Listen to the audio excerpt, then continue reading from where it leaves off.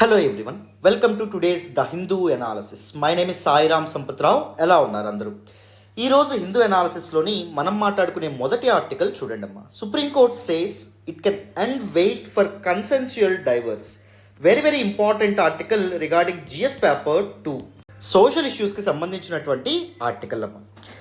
So నిన్న supreme court ఒక land mark జడ్జిమెంట్తో మరొక్కసారి అందరినీ ఆశ్చర్యపరచడం అనేటటువంటిది జరిగింది. ఏం చెప్తున్నారు ఈ ఆర్టికల్లో చూడండి. In the time of consensual divorce అంటే పరస్పర అంగీకారంతో ఏ ఇద్దరైనా విడాకులు తీసుకుంటే ప్రజెంట్ 6 months వెయిట్ చేయాలన్నమాట. ఈ 6 నెలల సమయంలో వాళ్ళకి రాజీ కుదిర్చేటటువంటి ప్రయత్నం కోర్టులు కానీ ఫ్యామిలీ కోర్ట్స్ ఏవైతే ఉన్నాయో అవి కానీ లేకపోతే పెద్ద మనుషులు కానీ ఇవన్నీ చేస్తారు. సుప్రీంకోర్టు ఏమంది, పరస్పర అంగీకారంతో ఒకరంటే ఒకరు ఇష్టపడకుండా విడిపోయినప్పుడు అలాంటి సమయంలో విడాకులు తీసుకున్నప్పుడు ఈ 6 months wait time, mandatory wait time ఏదైతే ఉందో దాన్ని కొన్ని ప్రత్యేకమైనటువంటి సందర్భాల్లో వాళ్ళకు విడాకులు ఇన్స్టెంట్గా తక్షణమే మంజూరు చేయడం అనేటటువంటిది సుప్రీంకోర్టుకు సాధ్యమే, అది పాసిబుల్ అవుతుంది అని చెప్పి సుప్రీంకోర్టు చెప్పడం అనేటటువంటిది జరిగింది. మళ్ళీ చెప్తున్నాను. సో ఒక కపుల్ ఎవరైతే ఉన్నారో దంపతుల మధ్య ఒకవేళ వివాహ బంధం అనేటటువంటిది, మ్యారేజ్ అనేటటువంటిది కోలుకోలేనటువంటి విధంగా విచ్ఛిన్నమైతే, కోలుకోలేనటువంటి విధంగా మారితే, వాళ్ళిద్దరూ పరస్పరం మాకు డివోర్స్ కావాలి అని చెప్పి పట్టుబడితే తక్షణమే without waiting for 6 months duration తక్షణమే వాళ్ళకి విడాకులు అనేటటువంటివి, డివోర్స్ అనేటటువంటిది మంజూరు చేయడం ఈ కోర్టుకు పాసిబుల్లే అని చెప్పి సుప్రీంకోర్టు చెప్పడం అనేది జరిగింది. ఈ కాంటెక్స్లో మనం ఏం మాట్లాడాలి అంటే ద ఇన్స్టిట్యూషన్ ఆఫ్ డివోర్స్ గురించి మనం మాట్లాడాలి and two broad types of divorce గురించి మనం మాట్లాడాలండి. One is consensual divorce, second one contested divorce. ఈ రెండింటి గురించి మనం మాట్లాడాలి. అండ్ డివోర్స్కి సంబంధించినటువంటి చట్టాలు భారతదేశంలో, ఇండియాలో ఎలా ఉన్నాయో వాటి గురించి కూడా మనం అవగాహన తెచ్చుకోవాలి. సో జాగ్రత్తగా అటెన్షన్ పే చేసి వింటే నేను దీని యొక్క బ్యాక్గ్రౌండ్ చెప్తాను ఫస్ట్, తర్వాత అసలు న్యూస్లోకి ఏమొచ్చింది, సుప్రీంకోర్టు ఎలా వ్యాఖ్యానాలు అనేవి చేసింది, ఎలాంటి తీర్పును అనేటటువంటిది ఇచ్చింది, వాట్ ఈస్ ద రేషనల్, ఆ లాజిక్ ఏం చెప్పింది, నో 6 months వెయిట్ టైం తీసేస్తామనడానికి, ఇవన్నీ నేను కాంప్రహెన్సివ్గా చెప్తాను, జాగ్రత్తగా వినండి. First up, let us try to understand two broad types of divorce. One is consensual divorce, second one contested divorce. Consensual divorce అంటే ఏంటి, దంపతుల మధ్య పరస్పర అంగీకారంతో వాళ్ళిద్దరూ డివోర్స్ తీసుకోవడం ఇష్టమైతే వాళ్ళకి ఇచ్చేటటువంటి, వాళ్ళకి మంజూరు చేసేటటువంటి డివోర్స్ని కన్సెన్షువల్ డివోర్స్ అని చెప్పి అంటాం. So divorce based on the mutual agreement of both spouses to end their marriage legally and peacefully. ఇద్దరు దంపతులు వాళ్ళ మధ్య ఉన్నటువంటి వివాహ బంధాన్ని లీగల్గా అంటే న్యాయబద్ధంగా, పీస్ఫుల్గా, శాంతియుతంగా ఎండ్ చేసుకుందాం అనుకున్నారనుకోండి పరస్పర అంగీకారంతో, దాన్ని కాన్సెన్షువల్ డివోర్స్ అని చెప్పి అంటాం. కాన్సెన్షువల్ డివోర్స్ అనేటటువంటి యూజువల్లీ లీస్ట్ ఎక్స్పెన్సివ్ ఉంటుంది, లాయర్ల చుట్టూ ఎక్కువగా తిరగక్కర్లేదు, ఎందుకంటే వాళ్ళిద్దరికీ అంగీకారం ఉంది కాబట్టి. And least harmful way of divorce, mental trauma అనేటటువంటిది ఉండదు, ఎక్కువ కాలం ప్రొలాంగ్ అవ్వడం అనేటటువంటిది జరగదు. సో వర్కౌట్ అవ్వలేదు మ్యారేజ్ని తక్షణమే ఎండ్ చేసుకుని చక్కగా they can move on to their lifes. Avoids prolonged litigation, చెప్పాను కదా, ఎక్కువ కాలం కోర్టుల వెనక, పోలీసుల వెనక తిరగాల్సిన, పెద్ద మనుషుల వెనక తిరగాల్సిన అవసరం లేదు.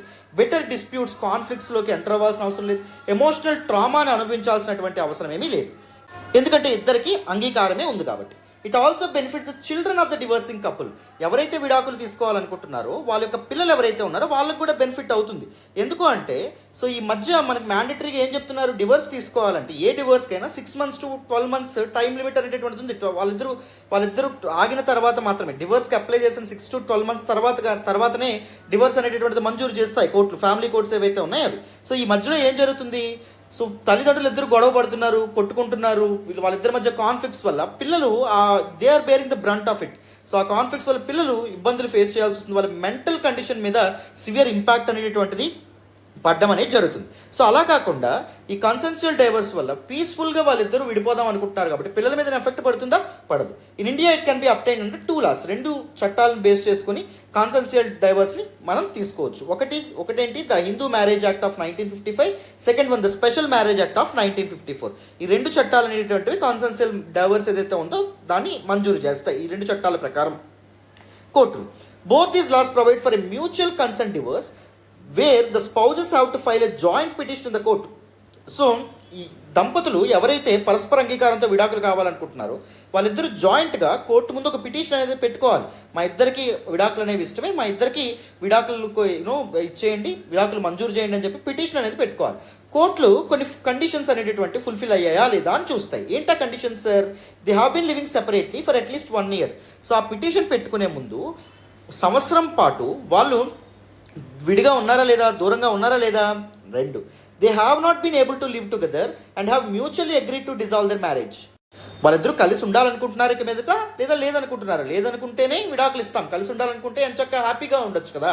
సో వేరుగా ఉండాలనుకుంటేనే ఇస్తాం. And I mutually agree to dissolve their marriage. So మా వివాహం అనేటటువంటి దాన్ని క్యాన్సిల్ చేయండి, ఎండ్ చేయండి, మాకు డివోర్స్ అనేటటువంటిది ఇవ్వండి అని చెప్పి పరస్పర అంగీకారంతో వాళ్ళు వస్తేనే అప్పుడే ఇస్తాం, కోర్టులు ఇస్తాయి. They have settled all their issues like alimony, భరణం గురించి కానీ, కస్టడీ, పిల్లల్ని ఎవరు చూసుకోవాలి, మెయింటెనెన్స్ ఛార్జెస్, ఇప్పుడు భర్త అయితే భార్యకి ఎంత ఇవ్వాలి, ఆ మెయింటెనెన్స్ ఛార్జెస్ ఎంత ఇవ్వాలి, ఈ ఇష్యూస్ ఏవైతే ఉన్నాయో వాళ్ళు పెద్ద మనుషుల సహకారంతో కానీ పేరెంట్స్ సహకారంతో కానీ సెటిల్ చేసుకున్నారా లేదా అనేటటువంటి విషయం కూడా చూస్తుంది. They have given their consent voluntarily and without any coercion or undue influence. So వాళ్ళకి ఇష్టం ప్రకారంగా నిజంగా ఇష్టమైతేనే విడాకులు ఒప్పుకున్నారా, లేకపోతే పేరెంట్స్ కానీ లేకపోతే ఇంకెవరి బలవంతం మీద విడాకులు ఒప్పుకుంటున్నారా అనేటటువంటి విషయం కూడా కోర్టు అనేది విచారించి వాదోపవాదాలు అనేటటువంటివి జాగ్రత్తగా విని తర్వాత ఏం చేస్తుంది అంటే డివోర్స్ అనేటటువంటి దాన్ని మంజూరు చేస్తుంది అనమాట, అప్రూవ్ చేస్తుంది. అర్థమైందా? So this all about consensual divorce. So consensual divorce is actually considers a good option. అది నిజంగా మంచిదే, but difficult to. So contested డివోర్స్తో పోలిస్తే దిస్ పర్టికులర్ కన్సెన్షియల్ డివోర్స్ అనేటటువంటిది మంచిదే. Though it is not always easy to achieve. అంత easy కాదు consensual డివోర్స్ని పొందడం అనేది. But it requires both spouses to cooperate, compromise on various issues such as division of assets కానీ, ఎలిమోనీ కానీ, child custody కానీ, సపోర్ట్, వీటన్నింటి విషయాలు వాళ్ళు రిజాల్వ్ చేసుకున్న తర్వాతే. మామూలుగా రిజాల్వ్ అవ్వండి, ప్రొలాంగ్ అవుతూనే ఉంటాయి డివోర్స్ కేసులు, మీ అందరికీ తెలుసు అనుకుంటున్నాను. ఇవన్నీ సాల్వ్ చేసుకుంటే అది నిజంగా చాలా మంచి ఆప్షన్ కన్సెన్షియల్ డివోర్స్ అనేటటువంటిది.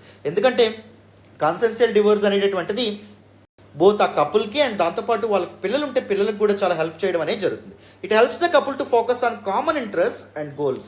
వాళ్ళ యొక్క ఇంట్రెస్ట్ వాళ్ళ యొక్క లక్ష్యాలను వాళ్ళు చేరుకోవడానికి ఉపయోగపడుతుంది. వాళ్ళ యొక్క గోల్స్ని వాళ్ళు రీచ్ అవ్వడంలో ఈ divorce, this institution called marriage అనేటటువంటిది ఒక ఇంపెడిమెంట్గా ఉండకుండా, ఒక అబ్స్టెకల్గా ఉండకుండా కన్సెన్షియల్ డివోర్స్ అనేటటువంటిది ఉపయోగపడుతుంది.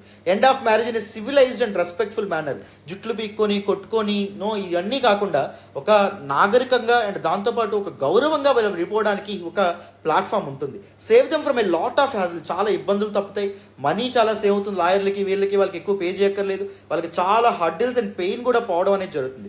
ఎలో them to move on with their lives more smoothly. చాలా స్మూత్గా వాళ్ళ జీవితాన్ని వాళ్ళ తర్వాత గడపచ్చు. Also set positive example for their children. పిల్లలకు కూడా ఒక పాజిటివ్ ఎగ్జాంపుల్ వాళ్ళు సెట్ చేసిన వాళ్ళు అవుతారు అలా విడాకులు తీసుకున్నటువంటి వాళ్ళు. సో పిల్లలు వాళ్ళని చూసి ఏమనుకుంటారు, ఈ విధంగా ఇంత మెచ్యూర్డ్ వేలో, ఇంత నాగరికంగా, ఇంత సివిలైజ్డ్గా కాన్ఫ్లిక్ట్స్ అనేవి హ్యాండిల్ చేయాలి, ఇంత మెచ్యూర్డ్గా ఉండాలని చెప్పి వాళ్ళకు కూడా అర్థమవుతుంది అనమాట. These are some very good things about consensual divorce. Whereas contested divorce అంటే ఇక్కడ మ్యూచువల్ అగ్రిమెంట్ అనేది ఉంటుందా అంటే ఉండదు. సో ఒకరికి డివోర్స్ అనేది ఇష్టం ఉన్నప్పటికీ ఇంకొకరికి డివోర్స్ అనేటటువంటిది ఇష్టం లేకపోవచ్చు. So that is based on many reasons, many things దాని వెనుక ఉంటాయి. లైక్ అలిమనీ, భరణం విషయంలో కానీ, లేకపోతే చైల్డ్ కస్టడీ, పిల్లాడు నాకు కావాలంటే నాకు కావాలని కొడతారు, లేకపోతే పిల్లాడు నాకొద్దు నీ దగ్గర ఉంచుకో అంటారు. సో దీని మధ్య ఒక అగ్రిమెంట్ ఉండదు. లేకపోతే డివిజన్ ఆఫ్ అసెట్స్, ఆస్తుల పంపకాలు, ఈ విషయంలో కూడా ఏవైనా ఒక మ్యూచువల్ అగ్రిమెంట్ లేకపోతే అలాంటి డివోర్స్ని కాంటెస్టెడ్ డివోర్స్ అని చెప్తాం. No consensus from both the parents on divorce. విడాకుల విషయం మీద పేరెంట్స్కి ఒక కన్సెన్సస్, ఒక అంగీకారం, పరస్పర అంగీకారం అనేది ఉండదు. అప్పుడు అది కాంటెస్టెడ్ డివోర్స్గా మారుతుంది. Maybe because of the unrealistic expectations and demands. ఒకరు నాకు భరణం ఎక్కువ కావాలంటారు, సో నాకు బాబు నాకు ఇచ్చే, పాప నాకు ఇచ్చే అని చెప్పి వీళ్ళంటారు, ఇలా గొడవలు పడతా ఉంటారు. అలాంటి సమయంలో that divorce leads to contested divorce. More time consuming. ఇది చాలా టైం కన్స్యూమింగ్. కోర్టుల వెనక, వీటి వెనక, పెద్ద మనుషుల వెనక తిరగాల్సి వస్తుంది, కాస్ట్లీగా ఉంటుంది, చాలా డబ్బులు ఖర్చు పెట్టాల్సి వస్తుంది, వెరీ స్ట్రెస్ఫుల్, ఒక మెంటల్ అండ్ ఎమోషనల్ ట్రామాకి కారణం అవ్వడం అనేటటువంటిది జరుగుతుంది. అర్థమైందా? So these are 2 types of divorces.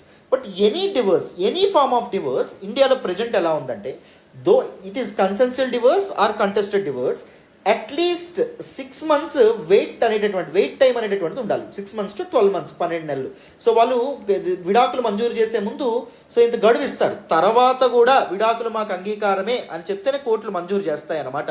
అర్థమైంది? ఎందుకంటే ఈ లోపు కలుసుకుంటారేమో, ఈ లోపు వాళ్ళు ఒకరి తప్పులు అర్థం చేసుకుంటారేమో, ఒక మంచి ఒక ప్రేమానుబంధాలతో కూడినటువంటి ఒక జీవితాన్ని గడుపుతారేమో అని చెప్పి ఒక ఛాన్స్ ఇస్తుంది అనమాట, టైం ఇస్తుంది అనమాట. ఎందుకంటే టైం హీల్స్ ఎవ్రీథింగ్ కదా, కాలం అనేటటువంటిది అన్నిటికీ సమాధానం చెప్తుంది కదా, అన్ని సమస్యల్ని పరిష్కరిస్తుంది కదా. సో అందుకోసం కోర్టు అనేటటువంటిది సమయం ఇచ్చేది. ఇప్పుడు సుప్రీంకోర్టు ఏం చెప్పడం అనేటటువంటిది జరిగింది అంటే, ఒకవేళ కపుల్ ఎవరైతే ఉన్నారో, దంపతులు ఎవరైతే ఉన్నారో, వాళ్ళ యొక్క మ్యారేజ్ అనేటటువంటిది ఎట్టి పరిస్థితుల్లో ఎండ్ చేసుకోవాలి.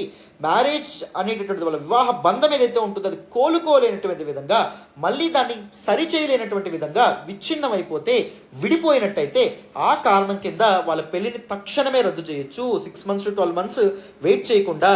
So supreme court article 142 of the constitution, భారత రాజ్యాంగం అధికరణ 142 ద్వారా తనకిచ్చినటువంటి విస్తృత విశేషాధికారాలు ఏవైతే ఉంటాయో, ఎక్స్ట్రాడినరీ పవర్స్ ఏవైతే ఉంటాయో వాటిని ఉపయోగించుకొని సుప్రీంకోర్టు తక్షణమే వాళ్ళకి విడాకులు మంజూరు చేయొచ్చు అని చెప్పి సో మనకి ఇప్పుడు న్యూస్లోకి రావడం అనేది జరిగిందమ్మా. ఓకేనా? Now let us look at some important highlights of Supreme Court's judgment and Article 142 గురించి కూడా కొద్దిగా మాట్లాడదాం, వినండి.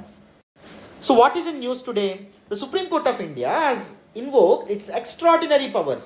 సుప్రీంకోర్టుకి భారత రాజ్యాంగం ఆర్టికల్ 142 ద్వారా కొన్ని ఎక్స్ట్రాడినరీ పవర్స్ ఇచ్చింది, విస్తృతమైనటువంటి విశేషమైనటువంటి అధికారాలు ఇవ్వడం అనేటటువంటి జరిగింది.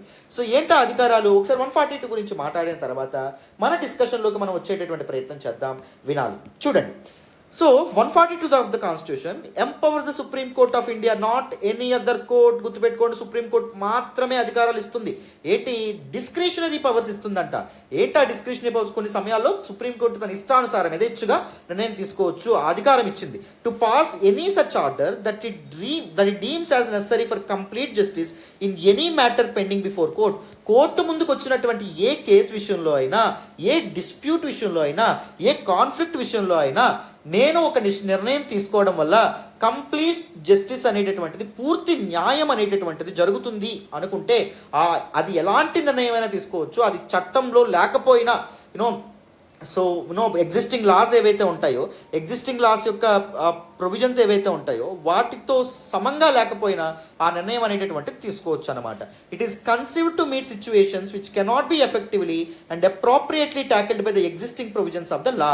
సో ప్రస్తుతం ఎగ్జిస్టింగ్ లాస్ ఏవైతే ఉంటాయో, చట్టాలు ఏవైతే ఉంటాయో దానిలో ఉన్నటువంటి ప్రొవిజన్స్ ఒకవేళ ఈ కంప్లీట్ జస్టిస్ నా సర్కమ్స్టెన్సెస్లో ఇవ్వలేకపోయింది అనుకోండి, అప్పుడు సుప్రీంకోర్టు ఏం చేయొచ్చు అంటే, so article 142 of the constitution తనకి ఇచ్చినటువంటి అధికారాలను ఉపయోగించి తను ఎలాంటి నిర్ణయం అయినా తీసుకోవచ్చు. సుప్రీంకోర్టు చాలాసార్లు 142 ఆఫ్ ద కాన్స్టిట్యూషన్ ఉపయోగించడం అనేది జరిగింది.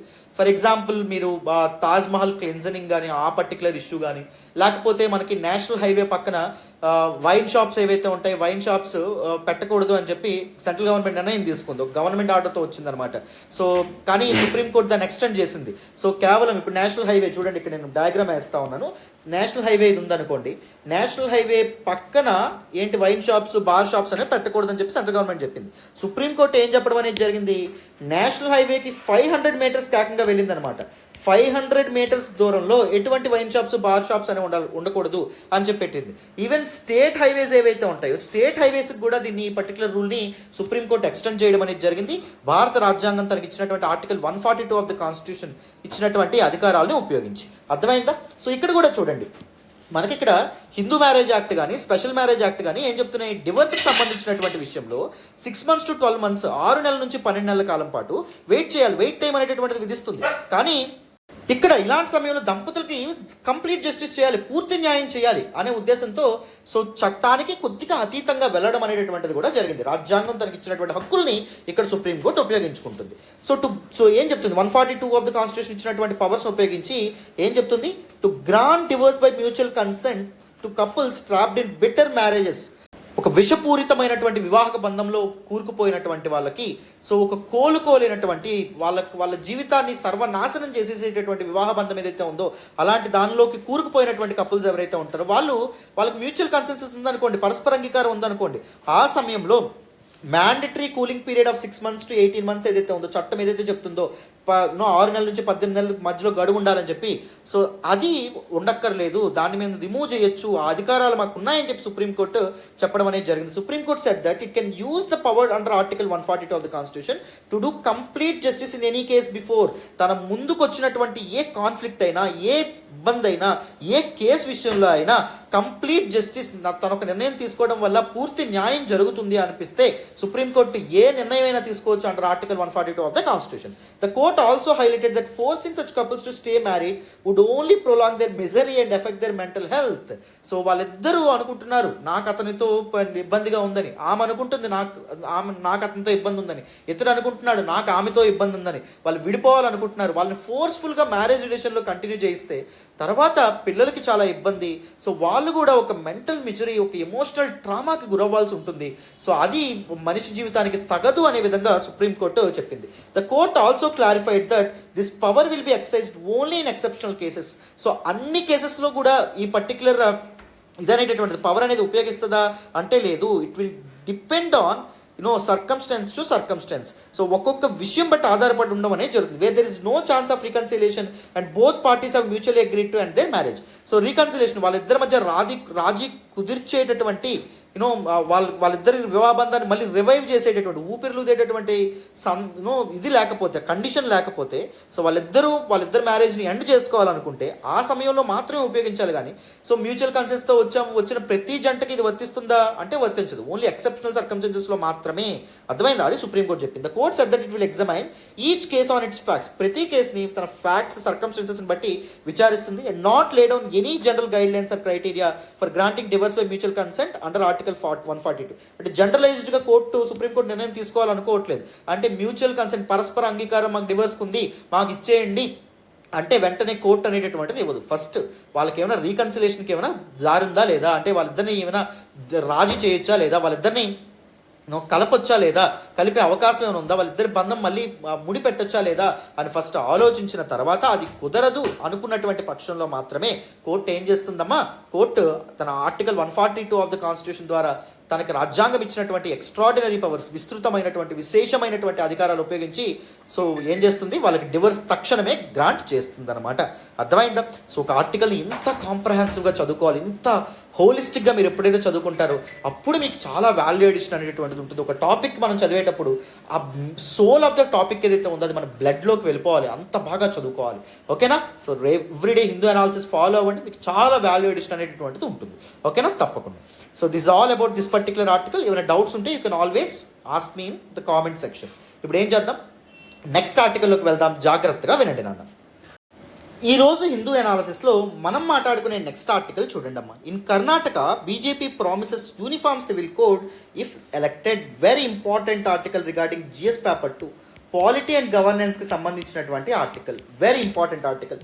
Time and again many students are continuously asking to explain uniform civil code. నేను దీని మీద ఒక ఎక్స్ప్లెయిన్ వీడియో కూడా చేద్దాం అనుకున్నాను చాలాసార్లు, బట్ కుదరలేదు. I will take this opportunity to explain uniform civil code in detail.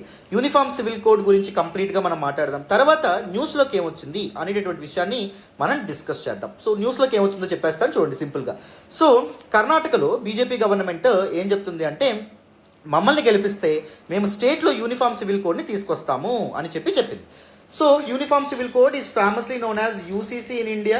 So now let us try to understand what exactly is uniform civil code, what exactly are the constitutional provisions with respect to uniform civil code, and next what exactly is the arguments in favor of uniform civil code and what exactly are the arguments against uniform civil code. Let us try to analyze everything in great detail. జాగ్రత్తగా వినండి. Now uniform civil code. Whenever I say this word uniform simply mean common.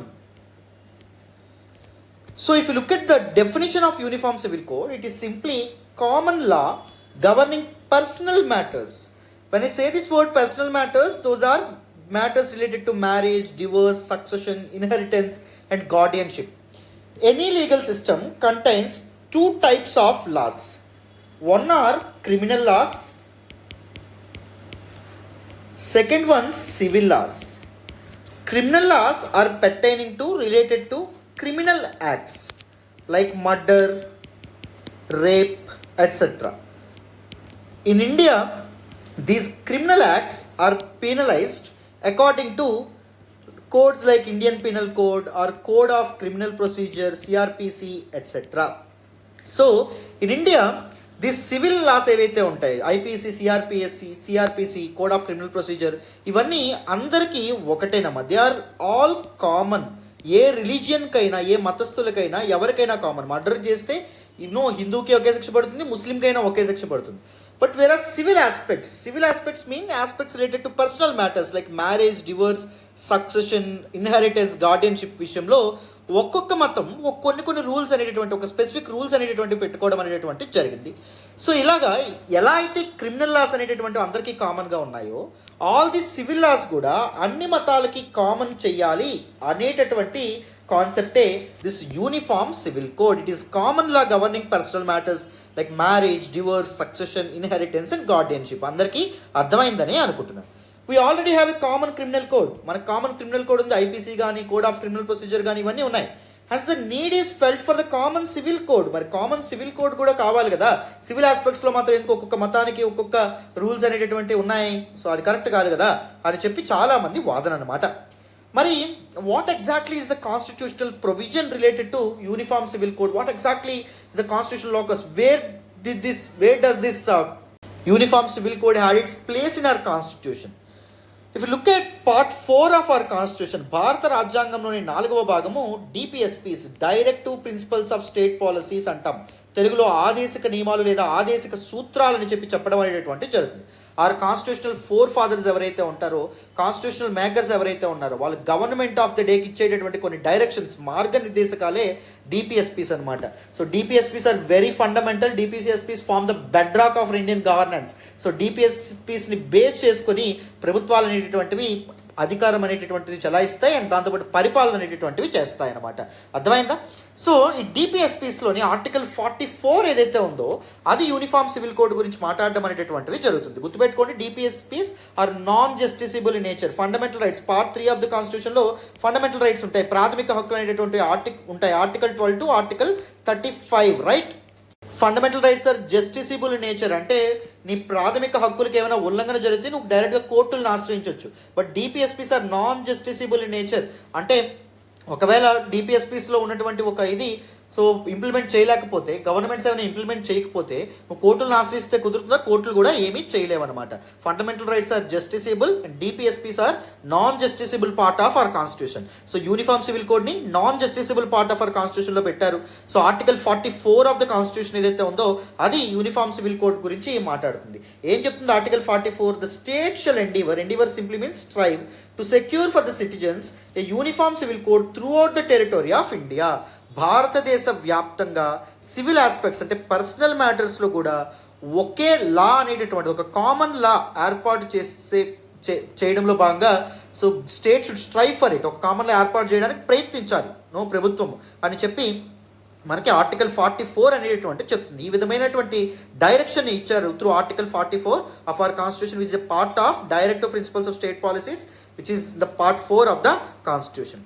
So మన రాజ్యాంగాన్ని ఏర్పాటు చేసినప్పుడే constitutional assembly యొక్క meetings ఏవైతే జరిగినాయో, ఏవైతే constitutional అసెంబ్లీలో ఈ ప్రొవిజన్ ఉంచుతామా, ఈ ప్రొవిజన్ ఉంచొద్దా అనేటటువంటి డెలిబరేషన్స్, చర్చలు ఎప్పుడైతే జరిగినాయో అప్పుడు డాక్టర్ బిఆర్ అంబేద్కర్ ఈ strongly supported the idea of uniform civil code. Uniform civil code అనేది ఉండాలి. కామన్ క్రిమినల్ కోడ్తో పాటు కామన్ సివిల్ కోడ్ కూడా ఉండాలి, కామన్ లా ఉండాలి పర్సనల్ మ్యాటర్స్ విషయంలో అని చెప్పి doctor B R Ambedkar the father of our constitution ఆయన చెప్పడం అనేటటువంటి జరిగింది. సో దానికి రీజన్ ఏం చెప్పారు అంబేద్కర్ గారు అంటే, చూడండి, మనకి స్వతంత్రం వచ్చింది. ఆర్ కొలోనియల్ పవర్స్ ఎవరైతే ఉంటారో వాళ్ళ దగ్గర నుంచి we got liberty, we got freedom, కరెక్టే. కానీ ఇప్పటికీ స్వతంత్రం వచ్చిన తర్వాత కూడా majority part of our life, మన పర్సనల్ మ్యాటర్స్ని, మన జీవితాన్ని రిలీజియన్ని డైరెక్ట్ చేస్తే, అంటే ఇప్పుడు హిందూ మతస్థులు అందరూ ఆ హిందూ మతం చెప్పినటువంటి విధంగా మ్యారేజ్ కానీ సక్సెషన్ కానీ ఇవన్నీ ఉంటుంది కదా. మనకి యూనిఫామ్ సివిల్ కోడ్ లేకపోతే మతం మన ఆల్ స్పియర్స్ ఆఫ్ అవర్ లైఫ్ని మతమే ఇంకా గవర్న్ చేస్తూ ఉంటే, కంట్రోల్ చేస్తూ ఉంటే ఇంకా లిబర్టీ మనకి ఎక్కడొచ్చినట్టు? మన కొలోనియల్ పవర్స్ నుంచి లిబర్టీ వచ్చింది కానీ రిలీజియన్ అనేటటువంటి దీని నుంచి, ఒక మతం అనేటటువంటి దాని నుంచి మనకి స్వతంత్రం వచ్చిందా? ఇంకా స్వతంత్రం రాలేదు. మతం అనే పేరుతో మనం ఇంకా బందీలుగానే ఉన్నాం, మతానికి బందీలుగా ఉన్నాం అని చెప్పి అంబేద్కర్ అంటున్నారు అనమాట. అందుకే యూనిఫామ్ సివిల్ కోడ్ అనేటటువంటి దాన్ని తీసుకురావడం ద్వారా పర్సనల్ మ్యాటర్స్లో మన పర్సనల్ స్పియర్ ఆఫ్ లైఫ్ ఏదైతే ఉందో దాన్ని రిలీజియన్ అనేటటువంటి సంఖ్యల నుంచి విడిపించవచ్చు అనే విధంగా మనకు అంబేద్కర్ గారు చెప్పారు. డాక్టర్ రాజేంద్ర ప్రసాద్ ఎవరైతే ఉన్నారో, who is the chairperson of our constitutional assembly, ఆయన ఈ ఐడియాని యూనిఫామ్ సివిల్ కోడ్ అనేటటువంటి ఐడియాని కంప్లీట్గా రిజెక్ట్ చేయడం అనేటువంటి జరిగింది. Why sir? మనం దిస్ పర్టిక్యులర్ ఐపీసీ కానీ సిఆర్పిసి కానీ చూస్తే they are actually colonial based codes అనమాట, లాస్ అనమాట, రైట్? అండ్ దాదాపు ఈవెన్ కాన్స్టిట్యూషన్ కూడా, మన రాజ్యాంగం కూడా అతుకుల బొంత అని చెప్పడం అనేటటువంటి జరుగుతుంది. మన కాన్స్టిట్యూషన్ కూడా మనం వేరు రాజ్యాంగాల నుంచి ఇన్స్పిరేషన్ తీసుకున్నాం. సో ఇవన్నీ పర్లా ఈ బ్రాడర్ వైడర్ ఆస్పెక్ట్స్ ఏవైతే ఉంటాయో వాటన్నింటిలోని బయట దేశాల యొక్క లాస్ మనకు వాటిని ఇన్స్పైర్ చేసుకొని వాటి నుంచి మనం ఇన్స్పిరేషన్గా పొంది చేయొచ్చు. బట్ పర్సనల్ లాస్ ఏవైతే ఉంటాయో ఆ విషయంలో మనం బయట దేశాలు ఇన్స్పైర్ అయితే, సో ఇండియన్ ఫ్యామిలీ సిస్టమ్ అనేటటువంటిది, భారత కుటుంబ వ్యవస్థ ఏదైతే ఉందో అది చాలా ఉత్కృష్టమైనటువంటిది, అది చాలా సోఫిస్టికేటెడ్ ఫ్యామిలీ సిస్టమ్ అన్నది. సో అది కంప్లీట్గా విచ్ఛిన్నం అయిపోతుంది, అది కంప్లీట్గా డిస్ట్రాయ్ అయిపోతుంది అనే విధంగా డాక్టర్ రాజేంద్ర ప్రసాద్ ఎవరైతే ఉన్నారో ఆయన చెప్పడం అనేటటువంటి జరిగిందనమాట. సో ఇన్ కన్క్లూజన్ మనం ఏం చెప్పొచ్చు? So there was actually some mixed opinions అనమాట, conflicts when it comes to uniform civil code in our constituent assembly. అది మనం క్లియర్గా ఇక్కడ మనం గమనించవచ్చు. సో ప్రెజెంట్ సిచ్యువేషన్ మనం చూస్తే all these personal laws are governed by respective laws of each religion. హిందూస్లో this personal matters, marriage, divorce, succession, inheritance, guardianship, ఇవన్నీ ఏ యాక్ట్స్ అనేటటువంటి గవర్న్ చేస్తాయి? హిందూ మ్యారేజ్ యాక్ట్ ఆఫ్ 1955 కానీ, హిందూ సక్సెషన్ యాక్ట్ ఆఫ్ 1956 కానీ, Hindu minority and guardianship act of 1956 కానీ, Hindu adoption and maintenance act of 1956 కానీ, ఇవన్నీ ఈ పర్సనల్ మ్యాటర్స్ ఎలా ఉండాలి, ఈ విషయంలో ఎలాంటి రూల్స్ ఫాలో అవ్వాలని చెప్తాయి. వెరస్ ముస్లిమ్స్లో Muslim personal law of 1937, Shariat application act అంటాం, dissolution of Muslim marriage act of 1939, ఇవన్నీ గవర్న్ చేస్తాయి ముస్లిమ్స్లో ఈ పర్సనల్ మ్యాటర్స్. క్రిస్టియన్స్ మీరు చూస్తే Indian Christian marriage act of 1872 చూస్తుంది.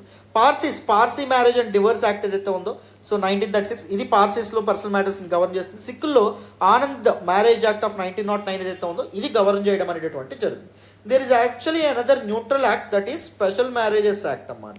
ఓకేనా? What exactly is the special marriages act? The పేరులోనే ఉంది, when the marriage is special in nature, like inter caste marriages, inter religious marriages, మతానికి సంబంధం లేనటువంటి మ్యారేజెస్ ఏమైనా జరిగినప్పుడు స్పెషల్ మ్యారేజ్ యాక్ట్ ద్వారా రూల్స్ అనేటటువంటి బేస్ చేసుకుని ఉండడం అనేది జరిగిందనమాట. ఇది న్యూట్రల్ యాక్ట్ అని చెప్పి మనం అనుకోవచ్చు. అర్థమైందా? బట్ కానీ ఈ స్పెషల్ మ్యారేజెస్ యాక్ట్ ఎవ్వరు ఇది చేయట్లేదు. No one is resorting on the special marriages act. ఎందుకంటే ఒక హిందూకి ముస్లింకి మ్యారేజ్ అయింది అనుకోండి, హిందూ అబ్బాయికి ముస్లిం అమ్మాయికి మ్యారేజ్ అయింది అనుకోండి, అమ్మాయి అబ్బాయి ఇంటికి వెళ్తుంది కాబట్టి ఆ మ్యారేజ్ సిస్టమ్ దేని ద్వారా గవర్న్ చేయబడుతుంది? హిందూ మ్యారేజ్ యాక్ట్ ఆఫ్ 1955 ద్వారా గవర్న్ చేయబడ్డం అనేటటువంటి జరుగుతుంది.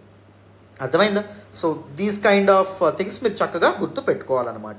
సో ప్రజెంట్ సిచ్యువేషన్ ఎలా ఉంది? ఇప్పుడు ఏమంటున్నారు, ఇలా ఒక్కొక్కరికి ఒక్కొక్క పర్సనల్ మ్యాటర్స్లో ఒక్కో చట్టాలు కాకుండా ఒక common law governing personal matters అన్నిటి గవర్న్ చేసేటటువంటి దేశవ్యాప్తంగా throughout the territory of India, irrespective of the state you live in, irrespective of the district you live in, irrespective of the location you live in, irrespective of the religion you are in, but everyone should have one civil code, one common law governing personal matters అనేటటువంటి ఒక డిమాండే uniform civil code. అర్థమైందా? Clarity వచ్చిందని అనుకుంటున్నాను. Uniform civil code constitutional provision, uniform civil code సంబంధించిన constitutional provision ఏంటి? Article 44 of the constitution which is part of DPSPs, directive principles of state policies. ఓకేనా? Clarity వచ్చిందని అనుకుంటున్నాను. Now what exactly is the need for this uniform civil code? ఎందుకు uniform civil code కావాలని కొంతమంది అంటున్నారు. And what exactly are the challenges associated with uniform civil code?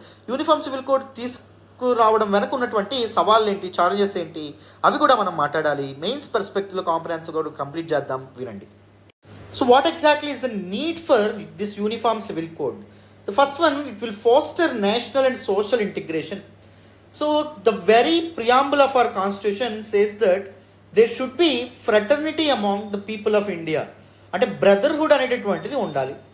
ఇక్కడ మనకి ఒక్కొక్కరు హిందువులందరూ వాళ్ళకందరికీ ఒక చట్టం, ముస్లింలందరికీ ఒక చట్టం, క్రిస్టియన్లందరికీ ఒక చట్టం ఉంటే వాళ్ళందరూ మేమంతా ఒకటే అనే భావన వాళ్ళకు ఉంటుందా? వాళ్ళందరి మధ్య ఒక సెన్స్ ఆఫ్ బ్రదర్హుడ్ అనేటటువంటిది ఉంటుందా? If there is no social integration, the social communities ఎవరైతే ఉంటారో వీళ్ళందరూ ఇంటిగ్రేట్ అవ్వకపోతే, వీళ్ళందరూ కలిసికట్టుగా ఉండకపోతే, would that be helpful for national integration? So సమాజంలో అందరూ మేమంతా ఒకటే అని అనుకోపోతే సో దేశంగా మేమంతా ఒకటని అనుకోగలుగుతారా? అనుకోగలరు. ఒకరి మధ్య ఒకరికి గోడలు కట్టుకోవడం అనేది జరుగుతుంది. సో అందుకే ఒక యూనిఫామ్ సివిల్ కోడ్ అనేటటువంటిది ఉండడం వల్ల అందరూ సమానులే అనే భావన రావడం అనేది జరుగుతుంది. Undermine the secular ethos of the country. Secularism is an objective enshrined in the preamble, though it is added to the our preamble through 42nd Constitutional Amendment Act. 42వ రాజ్యాంగ సవరణ ద్వారా సెక్యులర్ అనేటటువంటి పదాన్ని యాడ్ చేసినప్పటికీ India is a secular republic అని చెప్పి మనకు preamble చెప్పడం అనేటువంటి జరుగుతుంది కదా.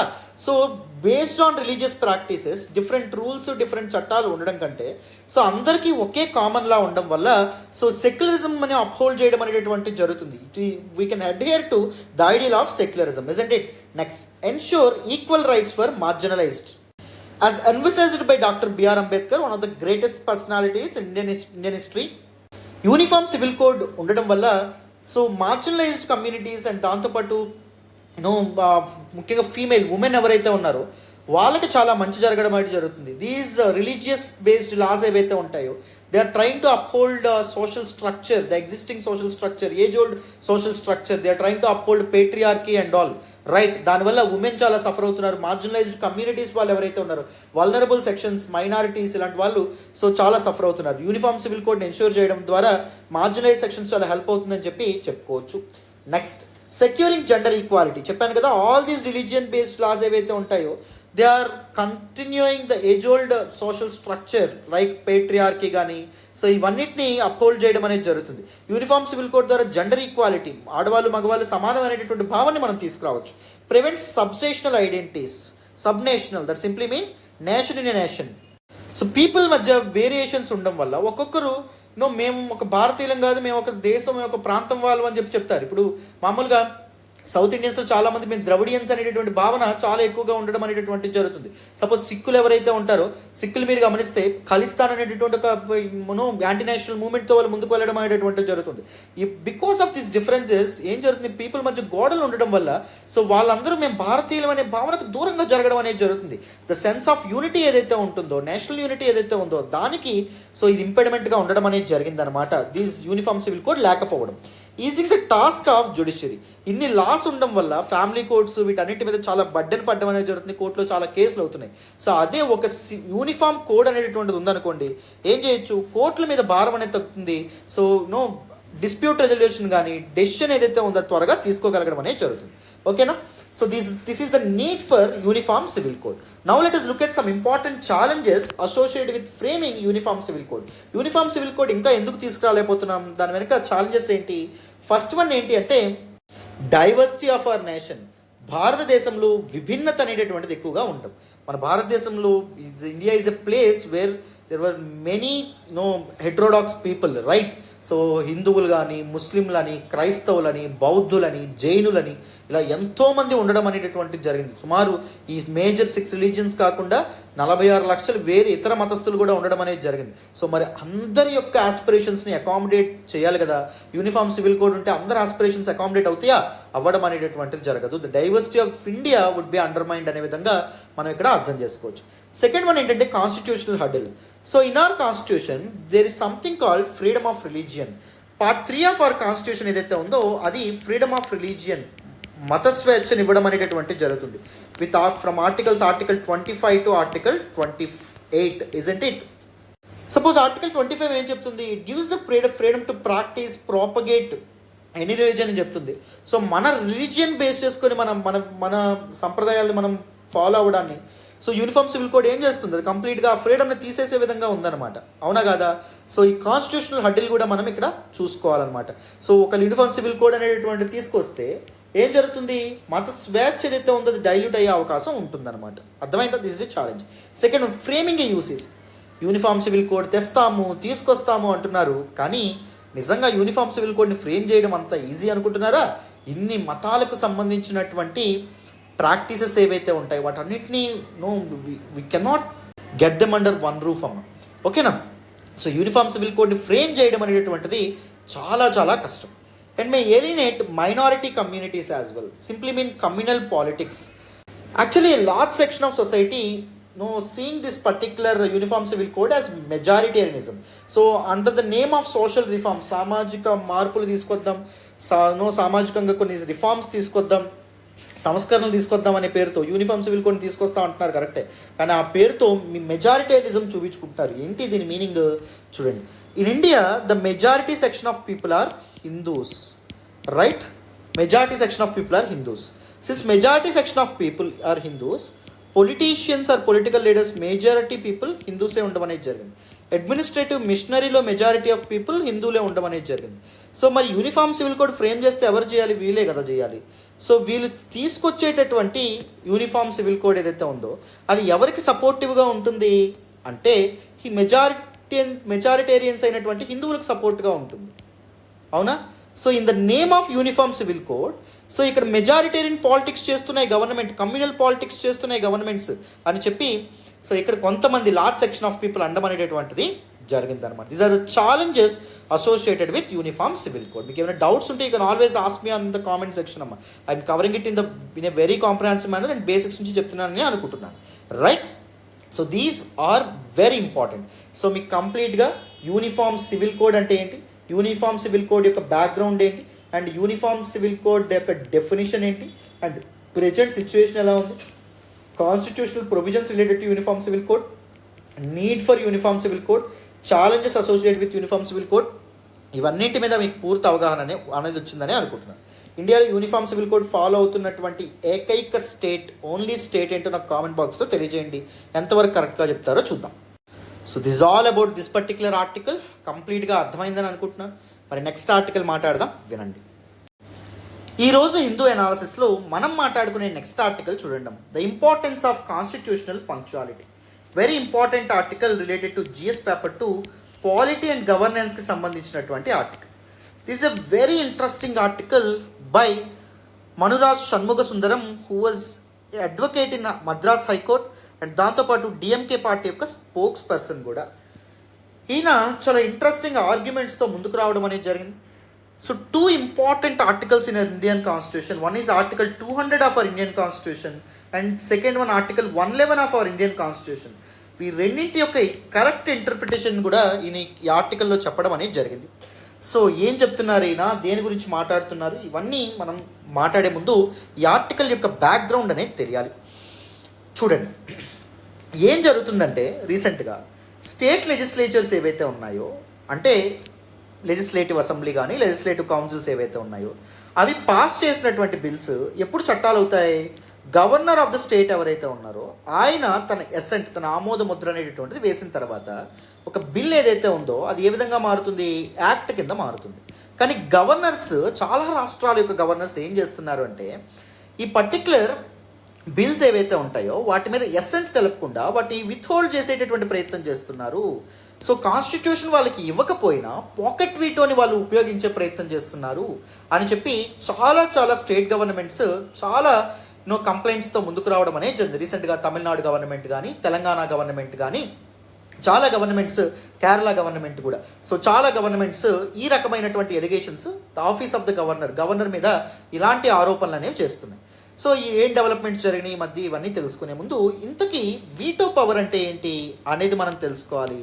అండ్ దాంతోపాటు veto power of the president and governor enshrined by the constitution of India. భారత రాజ్యాంగం ప్రెసిడెంట్కి గవర్నర్కి ఇచ్చినటువంటి వీటో పవర్స్ ఏవైతే ఉంటాయో వాటి గురించి ఫస్ట్ మనం బ్యాక్గ్రౌండ్ అండ్ బేసిక్స్ తెలుసుకుందాం. తర్వాత ఈ ఆర్టికల్ని కాంప్రహెన్సివ్గా డీటెయిల్గా అర్థం చేసుకుందాం. జాగ్రత్తగా వింటారా? మరి వినండి. So before understanding the veto powers of the president and governor, let us try to understand what exactly is the meaning of this word veto. Veto simply means the right to reject, right to dismiss, or right to turn down. ఏదైనా ఒక విషయానికి no చెప్పేటటువంటి అధికారాన్ని veto power అని చెప్పడం అనేది జరుగుతుంది.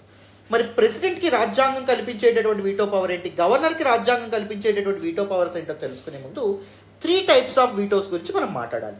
ఫస్ట్ది absolute veto, second one the suspensive veto, and third one వచ్చేసి పాకెట్ వీటో. ఈ 3 వీటోస్ గురించి మనం తెలుసుకున్న తర్వాత అండ్ రాజ్యాంగం ఎలాంటి అధికారాలు ప్రెసిడెంట్కి గవర్నర్కి ఇచ్చిందో కూడా మనం మాట్లాడదాం. ఓకేనా? జాగ్రత్తగా వినండి. అబ్సల్యూట్ వీటో అంటే ఏంటి? The power of the president to withhold the Accent of the bill ఏదైనా ఒక చట్టానికి రిజెక్ట్ చేసేటటువంటి అధికారం, ఏదైనా ఒక చట్టం ఏదైతే ఉందో దాని మీద నేను ఎసెంట్ అనేటటువంటిది వెయ్యను. ఏదైనా బిల్ అనేది ఉందనుకోండి, ఒక బిల్ అనేటటువంటిది ఎప్పుడండి ఒక యాక్ట్గా మారుతుంది అంటే ప్రెసిడెంట్ తన ఎసెంట్ అనేటటువంటిది తెలపాలి. సో పార్లమెంట్ చేసినటువంటి పాస్ చేసినటువంటి ఒక బిల్లు ప్రెసిడెంట్ దగ్గరికి వెళ్తే ప్రెసిడెంట్ తన ఎసెంట్ తెలిపితే అది యాక్ట్ కింద మారుతుంది. పార్లమెంట్ పాస్ చేసేసి ఒక బిల్ అనేటటువంటి దాన్ని ప్రెసిడెంట్కి పంపించింది. సో దాని మీద నేను ఎసెంట్ తెలపను అని నిర్ణయం తీసుకుంటే దాన్ని అబ్సల్యూట్ వీటో అని చెప్పడం అనేది జరుగుతుంది. When the president exercises this absolute veto, ఈ అబ్సల్యూట్ వీటోను ఉపయోగిస్తే ప్రెసిడెంట్ రాష్ట్రపతి a bill never sees the day of the light, bill అనేటటువంటిది మరి చట్టం అవ్వదు, బిల్ అనేది మరి ఎందుకు పనికిరానట్టు అవుతుంది. President uses is absolute veto in the following 2 cases. ఎప్పుడు ఈ ప్రెసిడెంట్ అబ్సల్యూట్ వీటో అనేటువంటిది ఉపయోగిస్తారు తన డిస్క్రిషనరీ పవర్ ఉపయోగించుకొని అంటే ఒకవేళ బిల్లు పాస్ అయిన బిల్లు, పార్లమెంట్లో పాస్ అయిన బిల్లు ప్రైవేట్ మెంబర్ బిల్ అయితే, ప్రైవేట్ మెంబర్ బిల్ అంటే ఏంటి, a bill introduced by a private member, ఒక ప్రైవేట్ మెంబర్ ఇంట్రడ్యూస్ చేసినటువంటి బిల్. ఎందుకంటే ప్రైవేట్ మెంబర్ అంటే ఎవరు, a person who is an MP but not minister, minister కాకుండా ఎంపీగా ఉన్నటువంటి ఒక వ్యక్తి. సపోజ్ రాహుల్ గాంధీ గారు ఉన్నారు, రాహుల్ గాంధీ గారు మనకి మినిస్టరా కాదు, బట్ రాహుల్ గాంధీ గారు ఏంటి ఎంపీ కదా.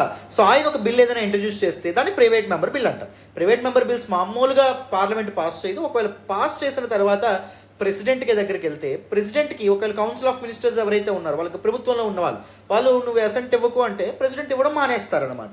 Second, when the cabinet resigns before the president could give his assent to the bill.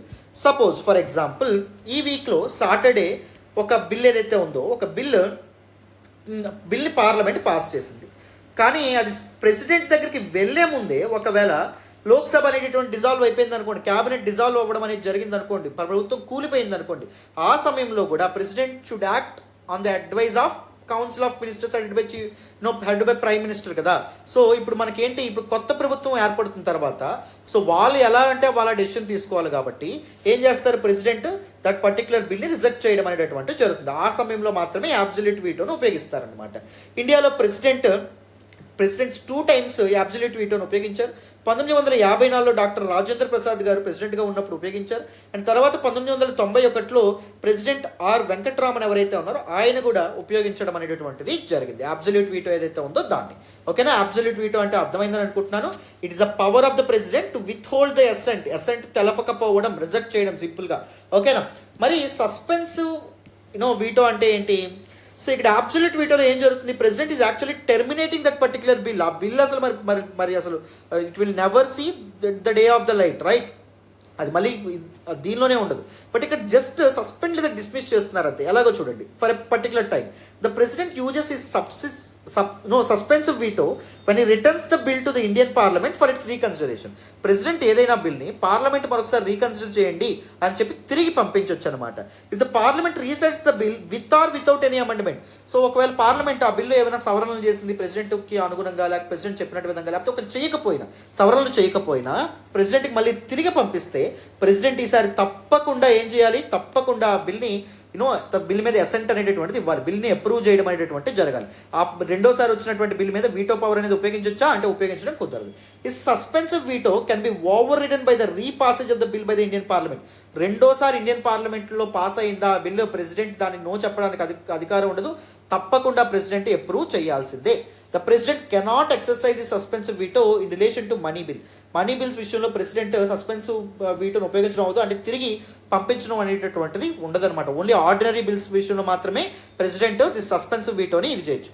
Money bills విషయంలో ప్రెసిడెంట్ అబ్సల్యూట్ వీటో అనేటటువంటిది ఉపయోగించవచ్చు అంటే తప్పకుండా ఉపయోగించవచ్చు, బట్ సస్పెన్సివ్ వీటోని మాత్రం ఉపయోగించడానికి వీల్లేదు.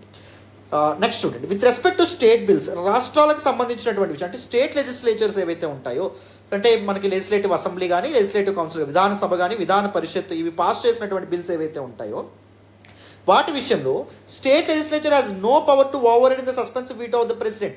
స్టేట్ అసెంబ్లీకి ఇప్పుడు పార్లమెంట్కి ఉన్నట్టు ఓవర్ రైడ్ చేసే అధికారులు ఉంటాయి, ప్రెసిడెంట్ యొక్క సస్పెన్సివ్ వీటోని ఓవర్ రైడ్ చేసే అధికారులు ఉంటాయా అంటే ఉండవు. సో ఏం జరుగుతుంది, స్టేట్లో ఒక బిల్ అనేటటువంటిది స్టేట్ లెజిస్లేచర్స్ పాస్ చేసినాయి అనుకోండి, అది ఎక్కడికి వెళ్తుంది, గవర్నర్ దగ్గరికి వెళ్తుంది. గవర్నర్ దగ్గర 2 ఆప్షన్సే ఉంటాయి, either to use his absolute veto అంటే రిజెక్ట్ చేయొచ్చు ఒక పర్టికులర్ బిల్ని, లేదా ఏం చేయొచ్చు, గవర్నర్ ప్రెసిడెంట్కి రీకన్సిడరేషన్ కోసం పంపించవచ్చు. అర్థమైందా, ప్రెసిడెంట్ గారు మీరు ఒకసారి చూడండి అని చెప్పి ప్రెసిడెంట్కి పంపించవచ్చు.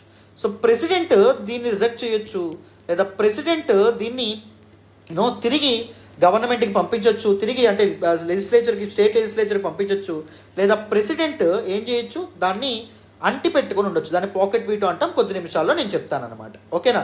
ఇప్పుడు ప్రెసిడెంట్ మళ్ళీ స్టేట్ లెజిస్లేటివ్ అసెంబ్లీకి పంపించారు తిరిగి. సో మళ్ళీ ఈ బిల్లో ప్రాబ్లం ఉందో ఒకసారి చూడండి అని. మళ్ళీ అదే బిల్ని మళ్ళీ ప్రెసిడెంట్కి, మళ్ళీ గవర్నర్కి ఇస్తే, గవర్నర్ మళ్ళీ ప్రెసిడెంట్కి ఇస్తే, ప్రెసిడెంట్ ఈసారి తప్పకుండా దాని మీద నా మీద ఆమోదం తెలపాలనే రూల్ ఏమీ లేదు. The governor can withhold the bill for the president consideration. చెప్పాను కదా, గవర్నర్ ఏం చేయొచ్చు, ప్రెసిడెంట్ కన్సిడరేషన్కి దట్ పర్టికులర్ బిల్ని పంపించవచ్చు. And even if the state legislature recents the bill, so president మళ్ళీ తిరిగి ఒకవేళ స్టేట్ లెజిస్లేచర్కి పంపిస్తే, స్టేట్ లెజిస్లేచర్ మళ్ళీ ప్రెసిడెంట్కి పంపిస్తారు, రీసెంట్ చేస్తే president to the governor and governor to president, he still can withhold is assent. President దాన్ని withhold చేయొచ్చు. పార్లమెంట్కి మాత్రమే ప్రెసిడెంట్ యొక్క సస్పెన్సివ్ వీటోని ఓవర్ రైడ్ చేసే అధికారం ఉంది విత్ ద రీపాసేజ్, మరొకసారి రెండోసారి పాస్ చేయడం ద్వారా ఆ బిల్ని. బట్ స్టేట్ లెజిస్లేచర్కి ఉందా అంటే లేదు. Now let us look at pocket veto. Third type of veto చూడండి. The bill is kept pending by the president for an indefinite period when he exercises his pocket veto. అంటే తనకి ఇష్టం వచ్చినంతసేపు either ఇక్కడ ఏం జరుగుతుంది, he neither rejects the bill nor return the bill for reconsideration. ఇక్కడ reject చేయరు, బిల్ని approve చేయనని చెప్పరు, వేరాజ్ మళ్ళీ తిరిగి పార్లమెంట్కి పంపించరు. అతని దగ్గర అంటి పెట్టుకుంటారు, ఆ ఫైల్ అతని దగ్గరే పెట్టుకుంటారు, దాని మీద ఎటువంటి సమాధానం చెప్పరు. దాన్నే పాకెట్ వీటో అని చెప్పి అంటాం. Constitution doesn't give any time limit to president. గుర్తుపెట్టుకోండి. సో పలానా సమయంలో ప్రెసిడెంట్ ఎయిదర్ దాన్ని మీ విత్హోల్డ్ చేయాలి, లేకపోతే తిరిగి రీకన్సిడరేషన్కి పంపించాలి అని చెప్పి కాన్స్టిట్యూషన్ ఎటువంటి టైం లిమిట్ ప్రెసిడెంట్ మీద పెట్టలేదు, with in which he has to act upon the bill. Therefore the president uses his pocket veto where he doesn't have to act upon the bill. Bill మీద assigned తెలపాలి, బిల్ని approve చేయాల్సిన అవసరం లేకపోతే pocket వీటోను ఉపయోగించడం అనేది జరుగుతుంది president. Unlike the American ప్రెసిడెంట్కి మాత్రం time limit ఉంటుంది. With in 10 days తన దగ్గరకు వచ్చినటువంటి బిల్ ఏదైతే ఉందో, కాంగ్రెస్ పంపించినటువంటి బిల్ ఏదైతే ఉందో, దాన్ని 10 రోజుల్లో ఏం చేయాలి అంటే రిజెక్ట్ చేయాలి, లేకపోతే దాన్ని రీసెంట్ చేయాలన్నమాట. అర్థమైందా? క్లారిటీ వచ్చిందని అనుకుంటున్నాను. What exactly is pocket veto. Pocket veto విషయంలో ప్రెసిడెంట్ ఏం చేయొచ్చు, ప్రెసిడెంట్ పెండింగ్లో పెట్టొచ్చు ఒక బిల్ని, బట్ దానికి ఏమైనా టైం ఫ్రేమ్ ఉందా అంటే లేదు. ఒక ఇంపార్టెంట్ నోట్ గుర్తుపెట్టుకోండి, the president has no veto power when it comes to the constitutional amendment bills. రాజ్యాంగాన్ని సవరణ చేస్తూ పార్లమెంట్ ఏదైనా చట్టం పాస్ చేస్తే దాని మీద వీటో అధికారాలు ప్రెసిడెంట్కి ఉంటాయా అంటే ఉండవు. అబ్సల్యూట్ వీటోని ఉపయోగించడం అవ్వదు, సస్పెన్సివ్ వీటోని ఉపయోగించడం అవ్వదు, పాకెట్ వీటోని కూడా ఉపయోగించడం అవ్వదు. చచ్చినట్టు దాన్ని తప్పకుండా అప్రూవ్ చేయాల్సిందే, పాస్ చేయాల్సిందే. క్లారిటీ వచ్చిందని అనుకుంటున్నాను. ఇక్కడ వరకు స్టేట్ బిల్స్ దగ్గర ఏమవుతుందో కూడా మనం మాట్లాడాం. ఇంకొద్దిగా ఎక్స్ప్లెయిన్ చేస్తాను, జాగ్రత్తగా వినండి. Now let us look at veto over state bills. State bills మీద వీటో పవర్ ఎలా ఉంటుంది గవర్నర్కి అండ్ ప్రెసిడెంట్కి చూడండి. The governor is empowered to reserve certain types of bills passed by the state legislature for the consideration of the president. For example, state legislatures ఒక bill అనేటటువంటి pass చేసినాయి. ఆ bill మీద governor assigned తెలిపితేనే ఆ bill act అవుతుంది. ఈ bill ఎక్కడికి వెళ్ళింది, గవర్నర్ దగ్గరికి వెళ్ళింది. గవర్నర్ దగ్గర 2 ఆప్షన్స్ ఉంటాయి. Either to give his assent to the bill, బిల్ని ఆమోదించాలి, లేకపోతే withhold his assent and send it to the president. So ప్రెసిడెంట్కి రీకన్సిడరేషన్ కోసం పంపించాలి. ప్రెసిడెంట్ ఇప్పుడు 1 minute అమ్మా, ఇప్పుడు గవర్నర్ ప్రెసిడెంట్కి పంపించారనుకోండి, ప్రెసిడెంట్ ఏం చేయొచ్చు, దీని మీద అబ్సల్యూట్ వీటో ఉంటుంది, అంటే కంప్లీట్గా రిజెక్ట్ చేయొచ్చు. అండ్ దాంతోపాటు సస్పెన్సివ్ వీటో ఉంటుంది, అంటే తిరిగి స్టేట్ లెజిస్లేచర్కి రీకన్సిడరేషన్ కోసం పంపించవచ్చు. లేదా పాకెట్ వీటో అంటే దట్ పర్టికులర్ బిల్ని ఇండెఫినెట్ టైం వరకు ఎంతకాలమైనా పెండింగ్లో పెట్టొచ్చు అనమాట. ఇది ప్రెసిడెంట్ దగ్గర ఉన్నటువంటి ఇదనమాట. కానీ గవర్నర్స్ ఏం చేస్తున్నారు, ప్రెసిడెంట్కి పంపించకుండా వాళ్ళ దగ్గర విత్హోల్డ్ చేస్తున్నారు. అంటే పాకెట్ వీటో కాన్స్టిట్యూషన్ ఇవ్వకపోయినా దాన్ని వాళ్ళు ఉపయోగించుకొని స్టేట్ బిల్స్ మీద కూర్చుంటున్నారనే విధంగా చాలా గవర్నమెంట్స్ ఏం చేస్తున్నాయి, స్టేట్ గవర్నమెంట్స్ కంప్లైంట్ చెప్తున్నాయి. సో చూడండి, ప్రెసిడెంట్కి కన్సిడరేషన్కి ఇచ్చిన తర్వాత the governor will not have any further role in the enactment of the bill. ఆ బిల్ ఎనాక్ట్మెంట్లో గవర్నర్కి ఎటువంటి ఇది ఉండదు, ప్రెసిడెంట్కి వెళ్ళిపోయింది, ప్రెసిడెంట్ దృష్టికి వచ్చేసింది. The president can withhold his assent to such bills not only in the first instance but also in the second instance. President ఏం చేయొచ్చు, బిల్ని అప్రూవ్ చేయొచ్చు, లేకపోతే ప్రెసిడెంట్ ఏం చేయొచ్చు, అబ్సల్యూట్ వీటోని ఉపయోగించుకొని రిజెక్ట్ చేయొచ్చు, ప్రెసిడెంట్ సస్పెన్స్ అంటే తిరిగి పంపించవచ్చు. మళ్ళీ గవర్నమెంట్ ప్రెసిడెంట్కి తిరిగి పంపిస్తుంది కదా, తిరిగి పంపిస్తే దాని మీద కూడా మళ్ళీ దాని పెండింగ్లో అయినా పెట్టచ్చు, దాన్ని రిజెక్ట్ అయినా చేయొచ్చు. దాన్ని తప్పకుండా పార్లమెంట్ తిరిగి పంపిస్తే మాత్రం తప్పకుండా అప్రూవ్ చేయాలి, బట్ స్టేట్ లెజిస్లేచర్ పంపిస్తే తప్పకుండా అప్రూవ్ చేయాల్సిన అవసరం లేదు. The president enjoys absolute veto over state bills. So absolute veto అనేటటువంటిది ప్రెసిడెంట్ ఎంజాయ్ చేయడం అనేటటువంటిది జరుగుతుంది. Further the president can exercise pocket veto in respect of state legislation also. Pocket వీటోని కూడా ప్రెసిడెంట్ ఉపయోగించవచ్చు అన్నమాట. అర్థమైందా? క్లారిటీ వచ్చిందని అనుకుంటున్నాను ఇక్కడ వరకు. So this all about veto powers of the president and governor. ఓకేనా? ఇప్పుడు న్యూస్లోకి ఏమొచ్చింది, మనకి పర్టికులర్ ఆర్టికల్లో ఏ విషయం గురించి మాట్లాడుతున్నారు వినండి. సో ఏ కాంటెక్స్ట్ ఈ ఆర్టికల్ వచ్చిందంటే, రీసెంట్గా తమిళనాడు లెజిస్లేటివ్ అసెంబ్లీ ఒక రెజల్యూషన్ అనేటువంటిది పాస్ చేసింది. ఏంటి? Seeking to provide for a time frame for governors to act on bills passed by the state legislature. State legislature pass చేసినటువంటి బిల్స్ ఏవైతే ఉంటాయో వాటి మీద తన అభిప్రాయాన్ని చెప్పడానికి ఒక డెఫినెట్ టైం ఫ్రేమ్ ఉండాలి. ఫర్ ఇండెఫినెట్ టైం ఫ్రేమ్ వాళ్ళు దాన్ని పెండింగ్లో పెట్టకూడదు. సో ఆ విధంగా యాక్షన్ తీసుకోండి అని చెప్పి రెజల్యూషన్ అనేటువంటిది పాస్ చేశారన్నమాట. సో రీసెంట్గా ఇలాంటి ఇన్స్టెన్సెస్ చాలా జరిగినాయి. Supreme court of India while disposing a case filed by the state of Telangana. Telangana government గవర్నర్కి వ్యతిరేకంగా ఒక కేసు ఫైల్ చేయడం అనేది జరిగింది. ఎందుకంటే state government state legislative assembly pass చేస్తున్నటువంటి ప్రతి బిల్స్ ఏవైతే ఉంటాయి, ఏ బిల్స్ మీద సో అప్రూవ్ చేయట్లేదు, వాటిని పెండింగ్లో పెట్టేస్తున్నారు గవర్నరు తమిళసై అని చెప్పి తెలంగాణ గవర్నమెంట్ కోర్టుకు వెళ్ళింది అనమాట. Taking this sentiment further, the idea of constitutional punctuality need not be restricted to gubernatorial offices alone. So ఈ విషయంలో మన ఆథర్ ఏమంటున్నారు అంటే, కాన్స్టిట్యూషనల్ పంక్చువాలిటీ అనేటటువంటిది కేవలం గవర్నర్కి మాత్రమే కాదు, ప్రెసిడెంట్ విషయంలో కూడా ఉండాలి. With in the time frame వాళ్ళు తమ అభిప్రాయాన్ని తెలపాలి. ఇండెఫినెట్ టైం వరకు వాళ్ళు సో వాటి పెండింగ్లో పెట్టకూడదు, ఆలోచన చేయాలనే విధంగా కాన్స్టిట్యూషనల్ పంక్చువాలిటీ పాటించాలనే విధంగా మన ఆర్డర్ చెప్తున్నారు. All constitutional high officers including those the president of India and speakers of assemblies must Sumo to evolved guide lines to discharge duties in time bound manner.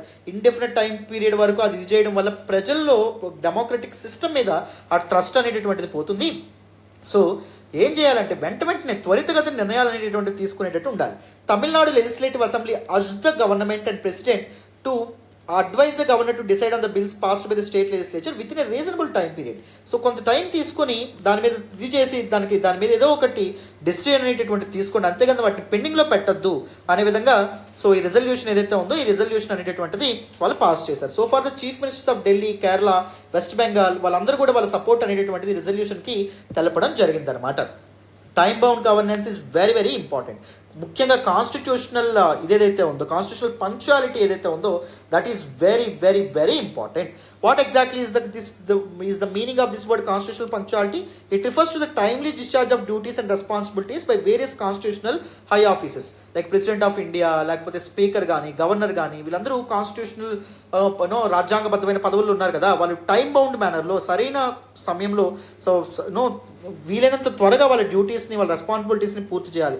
Indefinite time period వరకు వారు hold చేయకూడదు అనే విధంగా చెప్తున్నారు. It involves adhering to a strict time frame to avoid unnecessary delays and ensure the smooth functioning of the constitutional scheme. So ఒక రాజ్యాంగ వ్యవస్థ ఏదైతే ఉందో కాన్స్టిట్యూషనల్ మిషనరీ ఏదైతే ఉందో సరిగ్గా వర్క్ అవ్వాలి అంటే with in a time bound వీళ్ళు నిర్ణయాలు తీసుకోవాలి, కానీ యథేచ్ఛగా వీళ్ళు ఇష్టానుసారం బిల్స్ని పెండింగ్లో పెట్టడం లాంటివి చేయకూడదు. అర్థమైందా? సో కాన్స్టిట్యూషనల్ పంక్చువాలిటీ అంటే ఏంటి? The timely discharge of duties and responsibilities by various constitutional high offices. ఓకేనా? క్లారిటీ వచ్చిందని అనుకుంటున్నాను. Time bound governance is very very important. Why it is very important? Upholding the sovereignty of legislatures. So మొత్తానికి ప్రజలు కదా ఈ చట్టసభల్లో ఉండేటటువంటి వాళ్ళని ఎన్నుకున్నారు, వాళ్ళు చేసేటటువంటి చట్టాలను అండర్మైన్ చేస్తే వాళ్ళు చేసేటువంటి చట్టాలకు ఎప్పుడు పడితే అప్పుడు అడ్డుపడతా ఉంటే అది డెమోక్రసీకి ప్రజా నిర్ణయానికి అడ్డుపడినట్టు. ఎందుకంటే ప్రజలు మా తరపున చట్టాలు చేయండి అని చెప్పి వీళ్ళని ఎదుర్కొన్నారు, వీళ్ళు చేసేటటువంటి చట్టాలు మీరు అడ్డుకుంటా ఉంటే అది ఎక్కడ డెమోక్రసీని కాపాడడం? అండ్ దాంతోపాటు జస్టిస్, న్యాయం అనేటటువంటిది కూడా త్వరితగతిన అందాలి. సో ప్రజా న్యాయం కోసమే కదా ఈ ప్రజాప్రతినిధులందరూ చట్టాలు చేస్తూ ఉన్నారు, సో బిల్స్ పాస్ చేస్తూ ఉన్నారు. వాటిని అడ్డుకోవడం వల్ల ఏం జరుగుతుంది? జస్టిస్ అనేటటువంటి త్వరగా అందదు. Preventing misuse of power. Governors ఏం చేస్తున్నారు? They are just like acting just like the agents of the central government, agent of the president.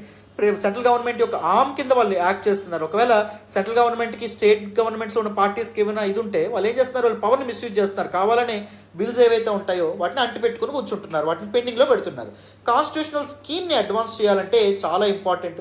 Public trust కూడా గెలవాలమ్మా. So constitutional offices like governor, president, speakers of the assemblies వాళ్ళు time bound మేనర్లో ఒక పని చేస్తేనే వాళ్ళు within the time frame వాళ్ళు నిర్ణయాలు తీసుకుంటేనే డెమోక్రటిక్ ఇన్స్టిట్యూషన్స్ మీద ప్రజలకి ట్రస్ట్ అనేటటువంటిది, నమ్మకం అనేటటువంటిది ఉంటుంది. ప్రజలు వీటన్నిటిని నమ్మడం అనేటటువంటిది జరుగుతుంది వితౌట్ డిలే వీళ్ళందరూ యాక్ట్ చేస్తేనే. అర్థమైందా? అది మనకి చెప్తున్నారు. So in the recent case filed by state of Telangana against the governor, the supreme court found it fit to highlight the spirit of article 200. Article 200 and article 201 ఈ రెండు కూడా గవర్నర్ యొక్క వీటో పవర్స్ గురించి మాట్లాడడం అనేది జరుగుతుంది. ప్లస్ ఆర్టికల్ 111 అనేటటువంటిది president యొక్క వీటో పవర్స్ గురించి మాట్లాడడం అనేది జరుగుతుంది. While disposing of the case recently the court acknowledge that the words in article 200 గుర్తుపెట్టుకోవాలి. ఆర్టికల్ 200 ఏముంటుంది? As soon as possible after the presentation of the bill. Governor ఎంత వీలైతే అంత త్వరగా రియాక్ట్ అవ్వాలని చెప్పి ఆర్టికల్ 200 చెప్తుంది. బట్ నెలల తరబడి, సంవత్సరాల తరబడి బిల్స్ని పెండింగ్లో పెట్టడం అనేటటువంటిది స్పిరిట్ ఆఫ్ ద కాన్స్టిట్యూషన్కి వ్యతిరేకంగా ఉందనే విధంగా మనకి ఇక్కడ ఆర్టికల్లో చెప్పారనమాట. As a result it would be appropriate for various constitutional authorities such as governors exercising powers under article 200 and speakers acting as quasi judicial tribunals under 10th schedule. So 10th schedule is actually pertaining to anti defection law. Defection అంటే ఏంటి? ఫిరాయింపు అని చెప్పి అంటాం. So ఒక party నుంచి గెలిచిన తర్వాత ఒక పార్టీ నుంచి ఇంకొక పార్టీకి మారేటటువంటి ప్రజాప్రతినిధులు ఎవరైతే ఉన్నారో వాళ్ళ మీద ఏం జరుగుతుంది? వాళ్ళ మీద సస్పెన్షన్ వెయిట్ అనేటటువంటిది పడడం అనేది జరుగుతుంది. They will be suspended from there position. అవునా కాదా? సో ఈ నిర్ణయం ఎవరికి ఇచ్చారు? స్పీకర్కి ఇవ్వడం అనేది జరిగింది. స్పీకర్ ఇక్కడ ఒక ట్రైబ్యునల్గా యాక్ట్ చేయడం అనేది జరుగుతుంది. ఇక్కడ నిర్ణయిస్తారనమాట ఆ వ్యక్తికి వేటుకు అర్హుడా లేదా అని చెప్పి, ఆ పదవి వేటుకు అర్హుడా లేదా అని చెప్పి, రైట్. కానీ ఇక్కడ కూడా యాంటీ డిఫెక్షన్లో కూడా ఎటువంటి టైం ఫ్రేమ్ పెట్టలేదు స్పీకర్ నిర్ణయం తీసుకోవడానికి. స్పీకర్ ఎంతసేపు అయినా ఎన్ని రోజులైనా దాన్ని టైం పాస్ చేయొచ్చు.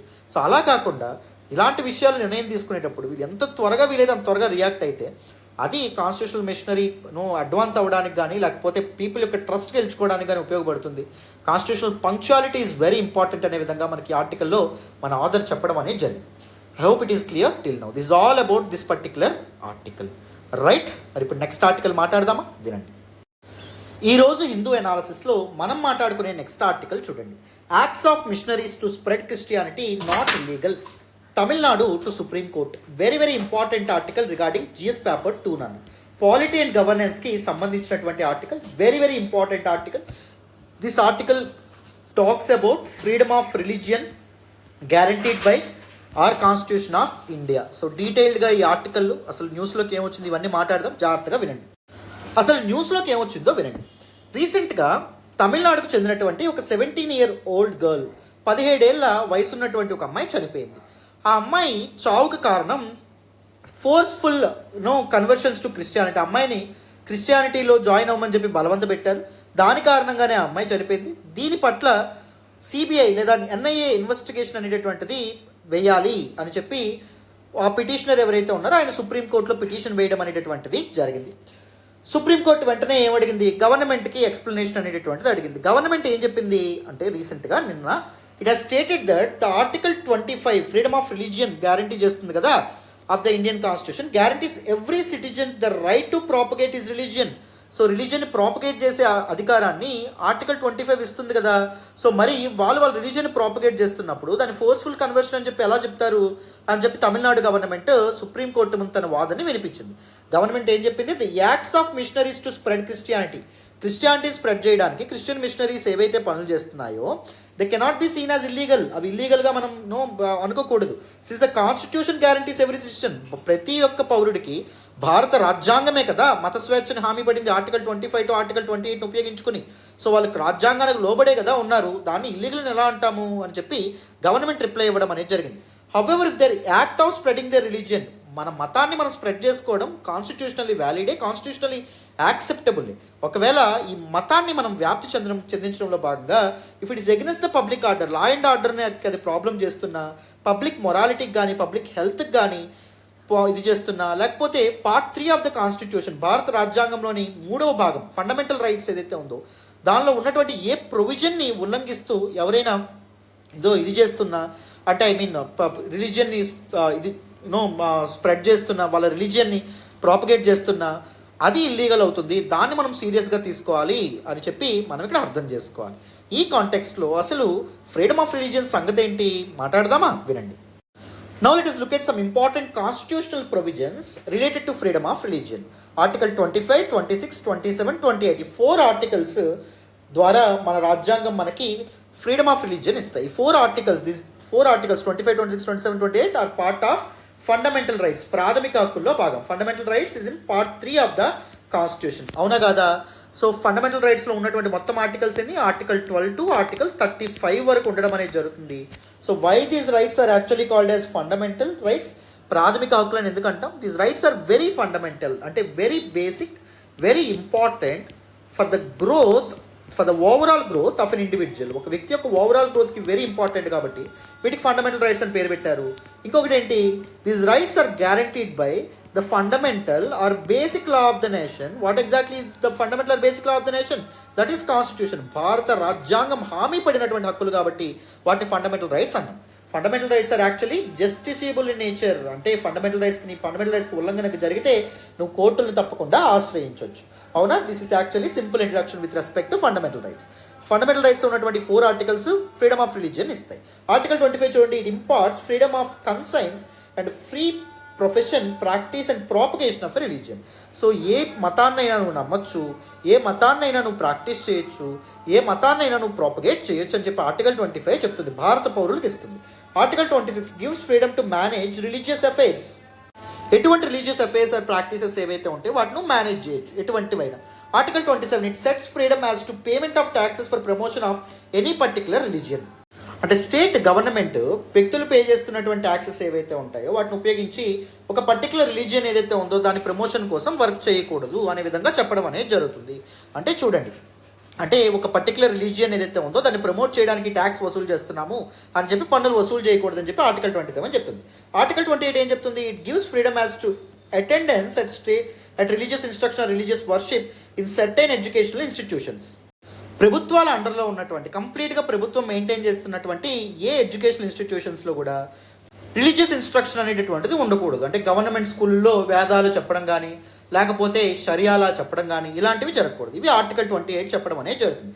It talks about these 4 articles deals with pertains to freedom of religion. కంప్లీట్గా అర్థమైందనే అనుకుంటున్నాం. మన పాలిటీ క్లాసుల్లో ఇంకా డీటెయిల్డ్గా, ఇంకా కాంప్రహెన్సివ్గా మనం అర్థం చేసుకుంటాం. ఇవన్నీ every citizen is entitled with this right and Liberty to preach, practice and propagate the religion of his choice. నీకు ఇష్టమైనటువంటి మతాన్ని ప్రీచ్ చేసేటటువంటి అధికారం, ప్రాక్టీస్ చేసేటటువంటి హక్కు, ప్రాపగేట్ చేసేటటువంటి హక్కు కూడా నీకు ఉండడం జరిగింది. రైట్, అది రాజ్యాంగమే నీకు ఇస్తుంది. మరి క్రిస్టియన్ మిషనరీస్ చేస్తున్నటువంటి కూడా అదే కదా, వాళ్ళ రిలీజియన్ని వాళ్ళు స్ప్రెడ్ చేద్దామని చెప్పి, ప్రాపగేట్ చేద్దామని చెప్పి అనుకుంటున్నారు. అది ఎలా తప్పు అవుతుంది అని చెప్తున్నారు. So what exactly is the need for freedom of religion? That is with respect to diversity of India. భారతదేశం అనేటటువంటిది భిన్నత్వంతో కూడుకుంది. భారతదేశం అనేటటువంటిది ఎన్నో మతాలకు చెందినటువంటి వ్యక్తులు ఉండేటటువంటి ఒక ప్రదేశం. It's such divorce population following different religions and beliefs. So వేరు నమ్మకాలని, వేరు నమ్మకాలు కలిగి ఉంటారు people. It becomes necessary to protect and secure rights. అన్ని మతాలకు చెందినటువంటి వాళ్ళ యొక్క హక్కులని ప్రొటెక్ట్ చేయడం అనేటటువంటిది, రక్షించడం అనేటటువంటిది రాజ్యాంగం ముందున్న బాధ్యత, ప్రభుత్వం ముందున్న బాధ్యత. అందుకే ఫ్రీడమ్ ఆఫ్ రిలీజియన్ అనేటటువంటిది భారత రాజ్యాంగంలో ఇంక్లూడ్ చేయడం అనేటటువంటిది జరిగింది. అవునా? Now let us look at major court judgments on freedom of religion. Freedom of religion సంబంధించినటువంటి కోర్ట్ జడ్జ్మెంట్స్ చూడండి.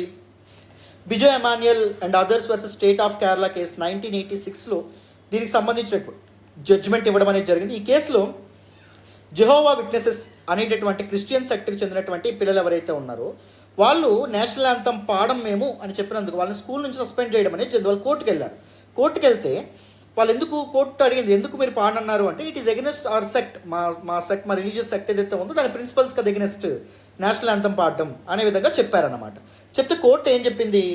So it held that expulsion is violative of fundamental rights. వాళ్ళని స్కూల్ నుంచి బయటకు పంపించేయడం అనేది ప్రాథమిక హక్కులను ఉల్లంఘించినట్టు, వాళ్ళ యొక్క రైట్ టు ఫ్రీడమ్ ఆఫ్ రిలీజియన్ని ఉల్లంఘించినట్టు. సో అందుకోసం వాళ్ళకి తిరిగి స్కూల్లో చేర్చుకోవాలనే విధంగా చెప్పడం అనేది జరిగింది. Acharya Jagdishwaranand versus commissioner of police Calcutta 1983 case, దానిలో కూడా కోర్టు ఏం చెప్పింది? Ananda Marga is not a separate religion అని చెప్పింది, బట్ రిలీజియస్ డినామినేషన్ అంతే, అదొక సెపరేట్ మతం అనేది కాదు. And the performance of Tandava on public streets is not an essential practice of Ananda Marga. సింపుల్గా చెప్పాలి అంటే కలకత్తా పోలీసు తాండవ నృత్యం ఏదైతే ఉంటుందో అది చేస్తున్నప్పుడు అడ్డుకున్నారు. వీళ్ళు అలా ఎలా అడ్డుకుంటారు, మా ఫ్రీడమ్ ఆఫ్ రిలీజియన్కి ఎగ్నెస్ట్ అని చెప్పి వాళ్ళు కోర్టుకు వెళ్తే కోర్టు ఏం చెప్పిందంటే ఆనంద మార్గ ఒక రిలీజియన్ ఏం కాదు, ఒక మతమేమీ కాదు. అండ్ ఎస్పెషల్లీ తాండవ ఏదైతే ఉందో అది ఒక రిలీజియస్ అండ్ ఎసెన్షియల్ ప్రాక్టీస్ ఏం కాదు. అంటే తప్పకుండా రిలీజియస్ స్క్రిప్చర్స్ ఆఫ్ అది చేయాలి అని చెప్పట్లేదు ఎక్కడ అనే విధంగా చెప్పింది. ఇక్కడ డాక్ట్రైన్ ఆఫ్ ఎసెన్షియాలిటీ అనేటటువంటి ఒక డాక్ట్రైన్, ఒక సిద్ధాంతాన్ని కోర్టు వాడడం అనేటటువంటి జరిగింది. నేను పాలిటీ క్లాసుల్లో ఫ్రీడమ్ ఆఫ్ రిలీజియన్ గురించి చెప్పేటప్పుడు doctrine of essentiality and positive right, negative right, ఇలాంటి చాలా విషయాల గురించి కాంప్రహెన్సివ్గా డిస్కస్ చేస్తాను. ఓకేనా? Right. So Ismail Faruqui versus union of India case అది చూడండి. ఎపెక్స్ కోర్ట్ ఏం చెప్పిందంటే mask is not an essential practice of Islam. ఇక్కడ కూడా డాక్ట్రైన్ ఆఫ్ ఎసెన్షియాలిటీని వాడడం అనేటటువంటి జరిగింది. రీసెంట్గా హిజాబ్ ఇష్యూ జరిగేటప్పుడు కూడా హిజాబ్ అనేటటువంటిది not an essential practice of Islam యొక్క ఇస్లాం స్క్రిప్చర్స్ తప్పకుండా హిజాబ్ వేసుకోవాలి, బుర్కా వేసుకోవాలని చెప్పట్లేదు, అనే విధంగా చెప్పడం అనేది జరిగింది. ఇక్కడ దీన్ని డాక్ట్రైన్ ఆఫ్ ఎసెన్షియాలిటీ అంటాం. సో ఒకవేళ ఉల్లంఘించినట్టయితే ఫస్ట్ కోర్ట్ ఏం చేస్తుంది, డాక్ట్రైన్ ఆఫ్ ఎసెన్షియాలిటీని పరీక్షిస్తుంది అనమాట. సో అది నిజంగా ఎసెన్షియల్ ప్రాక్టీస్ ఆఫ్ హిందూయిజమా లేకపోతే essential practice of respective religion చూస్తుంది. చూసిన తర్వాత నిర్ణయం తీసుకుంటుంది. అంటే Muslim can offer namaz anywhere even when it is open. So ముస్లింలు మసీదులోనే ఇది నమాజ్ చేయాలని లేదు, ఏ ఓపెన్ ప్లేస్లో అయినా వాళ్ళు నమాజ్ చేయొచ్చు అనే విధంగా union of India case supreme court చెప్పడం అనేది జరిగింది. So Ismail Faruqui versus union of India కేసులో, Raja Birakishore versus state of Orissa కేసులో 1964లో the validity of Jagannath temple act of 1954 was challenged. So ఈ పర్టికులర్ యాక్ట్ అన్కాన్స్టిట్యూషనల్ అని చెప్పి ఛాలెంజ్ చేస్తే, as enacted provisions to manage the affairs of Puri temple on the grounds that is violating Article 26. Article 26ని violate చేస్తుంది ఈ particular act ఏదైతే ఉంది చట్టం అని చెప్పి కోర్టుకి ఎక్కితే, కోర్టు ఏం చెప్పింది అంటే the act only regulated the secular aspect of seva puja, therefore it is not violative of article 26. So seva puja అనేటటువంటిది ఒక సెక్యులర్ ఆస్పెక్ట్ అనమాట. ఏ మతాలకు చెందినటువంటి వాళ్ళైనా ఎవరైనా ఆ సేవా పూజలో పాల్గొనొచ్చు. సో ఆర్టికల్ 26 అనేటటువంటిది రిలీజియస్ ఆస్పెక్ట్స్ గురించి మాట్లాడుతుంది కాబట్టి దానికి దీనికి సంబంధం లేదు అనే విధంగా కోర్టు తేల్చి చెప్పడం అనేది జరిగింది. These are some important court judgments on freedom of religion. కంప్లీట్గా డీటెయిల్గా క్లారిటీ వచ్చిందనే అనుకుంటున్నాను. So this is all about this particular article, freedom of religion గురించి. అన్నింటి గురించి న్యూస్లోకి ఎందుకు వచ్చింది freedom of religion. So Tamil Nadu government ఏం చెప్పడం అనేటటువంటిది జరిగింది. సో క్రిస్టియన్ మిషనరీస్ వాళ్ళ క్రిస్టియన్ మతాన్ని ప్రాపగేట్ చేసుకోవడం అనేటటువంటి తప్పేం కాదు అనే విధంగా చెప్పడం అనేది జరిగింది అనమాట. ఓకేనా, కోర్టుకి. Right, this is all about this particular article. Next article మాట్లాడదాం, వినండి. ఈరోజు హిందూ ఎనాలిసిస్లో మనం మాట్లాడుకునే నెక్స్ట్ ఆర్టికల్ చూడండి. Inaugural ASEAN India maritime exercise in south China sea from today. Very important article regarding GS paper 2, international రిలేషన్స్కి సంబంధించినటువంటి article. Once again very important article in the exam perspective. జాగ్రత్తగా వినండి, మీకు క్లియర్గా ఎక్స్ప్లెయిన్ చేస్తాను. First మనకి ASEAN, association of south east Asian nations అనేటటువంటి ఒక మల్టీలేటరల్ ఆర్గనైజేషన్ ఏదైతే ఉందో దీని గురించి తెలుసుకోవాలి. when I say this word multilateral, that involves different countries, different governments. ఓకేనా, రైట్. సో ఏవే ఉంటాయి దీనిలో భాగంగా, ఇవన్నీ మనం సభ్య దేశాలు ఏంటి, మెంబర్ నేషన్స్ ఏంటి, ఇవన్నీ మనం మాట్లాడాలి, వినండి. So first let us look at the background of this particular article. ASEAN అంటే ఏంటో మనం తెలుసుకునే ప్రయత్నం చేయాలి. ASEAN is actually an acronym for the Association of Southeast Asian Nations. So ASEAN full form ఏంటి, Association of Southeast Asian Nations. It is actually a regional organization. ఇదొక ప్రాంతీయ కూటం అనే విధంగా మనం చెప్పొచ్చు. It is established to promote political, social stability amid rising tensions among Asia Pacific's post-colonial states. So Asian Pacific region ఏదైతే ఉందో దాన్ని ఇప్పుడు ఇండో పసిఫిక్ రీజియన్ అని చెప్పి అంటున్నాం. ఎందుకంటే ఇంపార్టెన్స్ ఆఫ్ ఇండియా బాగా పెరిగింది కాబట్టి ఇండో పసిఫిక్ రీజియన్ అంటాం. ఏషియా పసిఫిక్ రీజియన్ ఏదైతే ఉందో అక్కడ ఉన్నటువంటి countries after colonialism, after getting their independence, వాళ్ళ మధ్య రైజ్ అయినటువంటి ఇష్యూస్ ఇవన్నీ పీస్ఫుల్గా సాల్వ్ చేయడానికి, ఒకరి మధ్య ఒకరికి సామరస్యత అనేటటువంటిది ఉంచడానికి దిస్ పర్టికులర్ ఒక కూటమిలాగా వీళ్ళు ఏర్పాటు అవ్వడం అనేది జరిగింది. Association of south east Asian nation అనే ఒక మల్టీలేటరల్ ఆర్గనైజేషన్గా ఏర్పాటు అయ్యారు. ద మోటో ఆఫ్ ఏషియన్ ఏంటి, one vision, one identity and one community. అందరూ ఒకే కమ్యూనిటీగా ఉండాలి, ఒకే identity. This all south east Asian nations అనే పేరుతో ఒకే ఐడెంటిటీ ఉండాలి అండ్ వన్ విజన్, వాళ్ళందరూ డెవలప్మెంట్ అనేటటువంటి విజన్తో ముందుకెళ్ళాలి. సో ఆసియాన్ డేగా ఏ రోజున సెలబ్రేట్ చేస్తారు, 8th ఆగస్ట్ని ఆసియాన్ డేగా సెలబ్రేట్ చేయడం అనేది జరుగుతుంది. ఆసియాన్ సెక్రటేరియట్ ఎక్కడ ఉంది, ఇండోనేషియాలోని జకార్తాలో ఉండడం అనేటటువంటిది జరిగింది. These are some basic aspects. నువ్వు ఆసియాన్ మెంబర్ నేషన్స్ ఏంటి, ఇండియా పక్కన ఇక్కడ మయన్మార్ ఉంది చూసారు, Myanmar is part of ASEAN. Myanmar తర్వాత ఇక్కడ లావోస్ ఉంది చూసారు, Laos is part of ASEAN. గుర్తుపెట్టుకోండి, ఆసియాన్ నేషన్స్ అన్నింట్లోనూ the only ASEAN nation ASEAN nation that is landlocked అంటే లావోస్. అంటే it didn't have any access to sea అనమాట. Laos తర్వాత వియత్నాం ఏదైతే ఉందో వియత్నాం కూడా ఒక ఆసియాన్ నేషన్, తర్వాత కాంబోడియా, తర్వాత థాయిలాండ్, తర్వాత మలేషియా, ఇది కూడా ఆసియాన్ నేషన్, తర్వాత ఇండోనేషియా ఆసియాన్ నేషన్, తర్వాత మనకి దిస్ పర్టికులర్ ఇదేదైతే ఉందో Singapore is also an ASEAN nation. And దాని తర్వాత దిస్ పర్టికులర్ బ్రునై ఏదైతే ఉంటుందో ఇది కూడా ఆసియాన్ నేషన్. అండ్ దాని తర్వాత దిస్ పర్టికులర్ ఫిలిప్పీన్స్ ఏదైతే ఉందో ఇది కూడా ఆసియాన్ నేషన్. మొత్తం ఆసియాన్లో ఎన్ని నేషన్స్ ఉన్నాయి, 10 నేషన్స్ అనేటటువంటి ఉంటాయి. ఫస్ట్ది మయన్మార్, సెకండ్ ఎక్కడికి వెళ్ళాం లావోస్ అన్నాం, థర్డ్ ఎక్కడికి వెళ్ళాం వియత్నాం అన్నాం, వియత్నాం తర్వాత ఎక్కడికి వెళ్ళాం కాంబోడియా అన్నాం, కాంబోడియా తర్వాత ఎక్కడికి వెళ్ళాం థాయిలాండ్కి వెళ్ళాం, థాయిలాండ్ తర్వాత ఎక్కడికి వెళ్ళాం మలేషియాకి వచ్చాం, మలేషియా తర్వాత ఎక్కడికి వెళ్ళాం అంటే సింగపూర్కి వచ్చాం, సింగపూర్ తర్వాత ఎక్కడికి వెళ్ళాం, ఇండోనేషియాకి వెళ్ళాం, ఇండోనేషియా తర్వాత ఎక్కడికి వెళ్ళాం, బ్రునైకి వెళ్ళాం, బ్రునై తర్వాత ఎక్కడికి వెళ్ళాం, ఫిలిప్పీన్స్కి వెళ్ళాం. These are 10 nations. ASEAN comprises of 10 member nations. ఓకేనా, అర్థమైందని అనుకుంటున్నాను. నెక్స్ట్ చూడండి. సో చూడండి, member nations Indonesia, Malaysia, Philippines, Singapore, Thailand, Brunei, Vietnam, Laos, Myanmar and Cambodia. ఇవన్నీ మనకి మెంబర్ నేషన్స్గా ఉండవనే జరిగింది. What exactly are the origins and genesis of this particular ASEAN? 1967లో ఆసియాన్ అనేటువంటిది ఫస్ట్ టైం ఎస్టాబ్లిష్ అవ్వడం అనేది జరిగింది.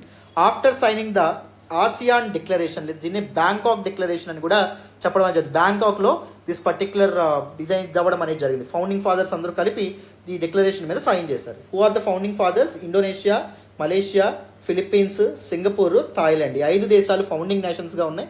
అండ్ 1990స్లో మెంబర్షిప్ అనేటటువంటిది డెవలప్ అవ్వడం అనేటటువంటి రీజియన్లో వచ్చినటువంటి చాలా చేంజెస్ వల్ల. వియత్నాం వార్ అనేటటువంటిది 1975 ఎండ్ అయింది. 1991లో కోల్డ్ వార్ అనేది ఎండ్ అయ్యి యుఎస్ఎస్ఆర్ కొలాప్స్ అవ్వడం అనేటటువంటి జరిగింది. దాని తర్వాత ఏం జరిగింది? నేషన్స్ అనేవి పెరిగినాయి అనమాట. బ్రునై వచ్చింది, వియత్నాం వచ్చింది, లావోస్ అండ్ మయన్మార్ వచ్చినాయి, కాంబోడియా కూడా రావడం అనేది జరిగింది. ఇవన్నీ కలిపి తర్వాత 10 నేషన్ గ్రూప్గా ఆసియాన్ మారడం అనేటటువంటిది జరిగింది. ఓకేనా, నెక్స్ట్ చూడండి. సో ఆసియాన్ ఇండియా కోఆపరేషన్ గురించి మనం మాట్లాడాలి. సో ఈ దేశాలతో ఇండియాకి ఎలాంటి సంబంధాలు ఉన్నాయో మనం మాట్లాడాలి. India exerts is soft power. ఇండియాకి సాఫ్ట్ పవర్ అనేటటువంటిది ఉంటుంది. ఇంటర్నేషనల్ రిలేషన్స్లో 2 types of powers, hard power and soft power. Hard power అంటే power exerted through the military might. So అది హార్డ్ పవర్. సో అంటే మిలిటరీని ఉపయోగించి ఒక కంట్రీని కంట్రోల్లోకి తీసుకురావడం ఏదైతే ఉందో అది హార్డ్ పవర్. సాఫ్ట్ పవర్ అంటే ఏంటి? పీపుల్ టు పీపుల్ రిలేషన్స్ కానీ, సినిమాని బేస్ చేసుకొని కానీ, లేకపోతే కల్చరల్ రిలేషన్స్ ఏవైతే ఉంటాయో వాటిని బేస్ చేసుకొని, సో వాళ్ళు చెప్పినట్టు మనం వింటాం, మనం చెప్పినట్టు వాళ్ళు వింటారు. సో అలాంటి బంధాలు ఏర్పరచుకోవడం ఏదైతే ఉందో దాన్ని సాఫ్ట్ పవర్ అంటాం. లేకపోతే వ్యాక్సిన్లు ఇవ్వడం ద్వారా కానీ, వాళ్ళకి న్యాచురల్ డిజాస్టర్ సమయంలో హెల్ప్ చేయడం కానీ, వీటన్నింటి వల్ల సాఫ్ట్ పవర్ ఎగ్జర్ట్ చేయగలం. సో ఒకసారి మీకు ఎవరైనా హెల్ప్ చేశారు, సో వాళ్ళు ఏమైనా అడిగితే తర్వాత మీరు ఏదో ఒకటి మీకు చేయగలిగేది ఉంటే చేస్తారా లేదా? అర్థమైందా? సో ఏదో ఒకటి ఇచ్చి వాళ్ళని మన కంట్రోల్లోకి మెల్లగా తెచ్చుకోవడం అనమాట. దాన్ని సాఫ్ట్ పవర్ అంటాం. Economic cooperation, areas of cooperation చూడండి. Economic cooperation, Asia's is India's 4th largest trading partner. So India 4th largest trading partner ASEAN countries. India free trade agreement వీటితో సైన్ చేయడం అనేది జరిగింది 2009లో. అండ్ 2014లో సర్వీస్ సెక్టార్కి సంబంధించినటువంటి free trade agreement కూడా చేయడం అనేది జరిగింది. What exactly is free trade agreement? So 2 దేశాల మధ్య ఫ్రీ ట్రేడ్ అగ్రిమెంట్ అనేటటువంటిది జరిగితే చూడండి. సో ఏ దేశం ఉంది? బి దేశం ఉంది. ఏ దేశం నుంచి బి దేశానికి ఎక్స్పోర్ట్ అయితే బి దేశం ఏం చేస్తుంది? వీటి మీద సుంకం అనేటటువంటిది, డ్యూటీ అనేటటువంటిది వేస్తుంది. బి దేశం నుంచి ఏ దేశానికి వస్తే వీటి మీద కూడా ఏ దేశం ఏం చేస్తుంది? సుంకం అనేటటువంటిది వేస్తుంది. ఒకటి రెండింటి మధ్య ఫ్రీ ట్రేడ్ అగ్రిమెంట్ జరిగింది అనుకోండి, ఎయిదర్ ఈ డ్యూటీస్ ఏవైతే ఉంటాయో అవి తగ్గిస్తారు, లేకపోతే డ్యూటీస్ని కంప్లీట్గా తీసేస్తారన్నమాట. అర్థమైందా?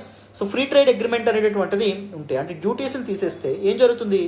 ఆ కంట్రీస్ యొక్క ఈ ఎక్స్పోర్ట్స్ అనేవి బాగా పెరుగుతాయి, ఇన్కమ్ అనేటటువంటిది కూడా పెరగడం అనేది జరుగుతుంది. అర్థమైందా? Peace and security. Suits 2 sides reaffirm the importance of maintaining and promoting peace, stability, maritime safety and overflight freedom in the Indo-Pacific. So మనకు ఓవర్ఫ్లైట్ ఫ్రీడమ్ ఉంది, మనం ఎప్పుడైనా ఆ దేశాలపైన మన ఏరోప్లేన్స్ అనేటటువంటి వెళ్ళొచ్చు. పీస్, స్టెబిలిటీ, మ్యారిటైమ్ సేఫ్టీ విషయంలో కూడా కోఆపరేట్ చేసుకుంటాం ఒకరితో ఒకరు. ఫినాన్షియల్ అసిస్టెన్స్ కూడా ఇండియా ఏషియన్ కంట్రీస్కి చాలా సపోర్ట్గా ఉంటుంది, చాలా ఫినాన్షియల్ అసిస్టెన్స్ కూడా ఇవ్వడం అనేది జరుగుతుంది through ASEAN India cooperation fund కానీ, ఆసియాన్ ఇండియా గ్రీన్ ఫండ్ కానీ. వీటి ద్వారా ఆ దేశాలు ఏవైతే ఉంటే వాటి ఇన్ఫ్రాస్ట్రక్చర్ డెవలప్మెంట్కి, కెపాసిటీ బిల్డింగ్కి, స్కూల్స్, హాస్పిటల్స్ బిల్డింగ్కి చాలా డబ్బులు ఇండియా అనేటటువంటిది ఇస్తుంది.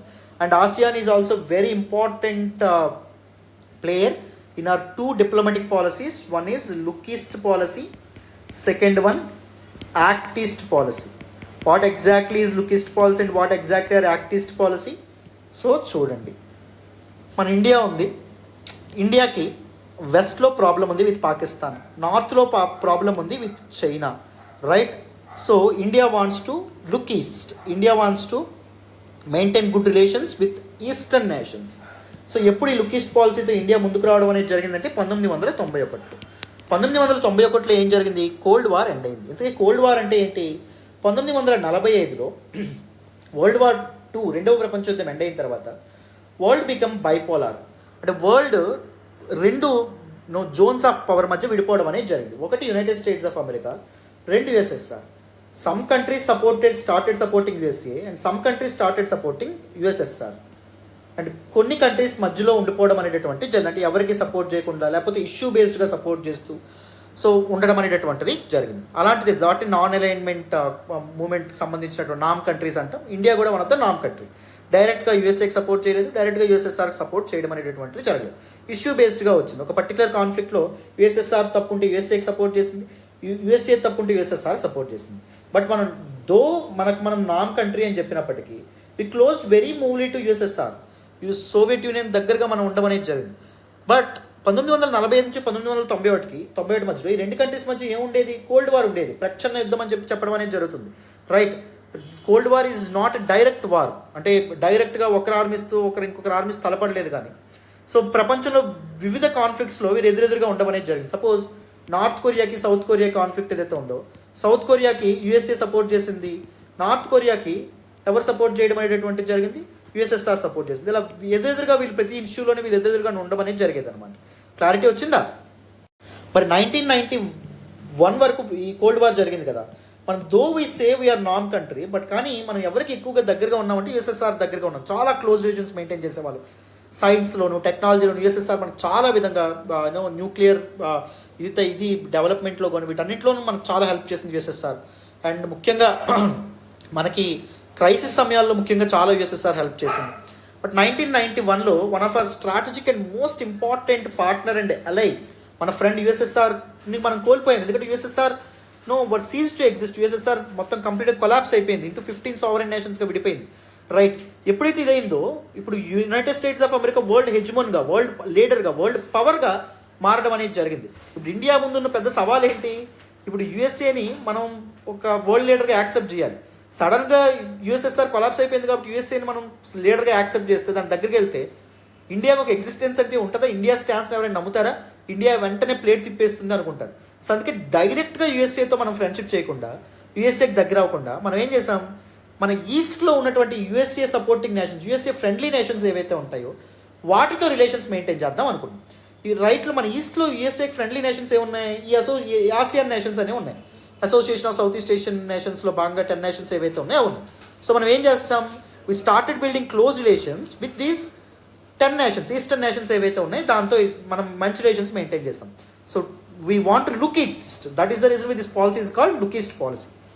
అండ్ 2014లో ఎప్పుడైతే నరేంద్ర మోడీ గవర్నమెంట్ వచ్చిందో, look east policy was upgraded to act east policy.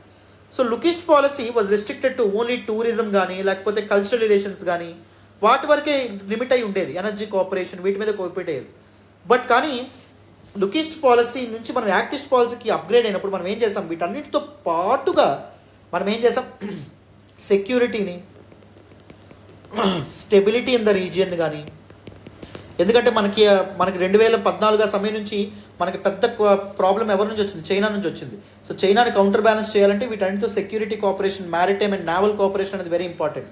అందుకే మన కోఆపరేషన్ స్టైల్ని మనం అప్గ్రేడ్ చేయడం అనేది జరిగింది to counter balance China in the Indo Pacific region. So look east policy కాస్త యాక్ట్ ఈస్ట్ పాలసీగా 2014లో నరేంద్ర మోడీ గవర్నమెంట్ వచ్చిన తర్వాత మారడం అనేటటువంటి జరిగింది. Not only Asian nations, act east పాలసీలో భాగంగా మనం ఈస్టర్న్ నేషన్స్ అయినటువంటి ఆస్ట్రేలియా కానీ, సౌత్ కొరియా కానీ, జపాన్ కానీ వీటితో కూడా మనం మంచి సంబంధాలు అనేటటువంటి మెయింటైన్ చేద్దాం అనుకున్నాం. ఓకేనా? So look east policy and act east policy గురించి మీకు కంప్లీట్గా అర్థమైందని అనుకుంటున్నాను. ఇప్పుడు న్యూస్లోకి ఏమొచ్చిందో తెలుసుకుందాం, వినండి.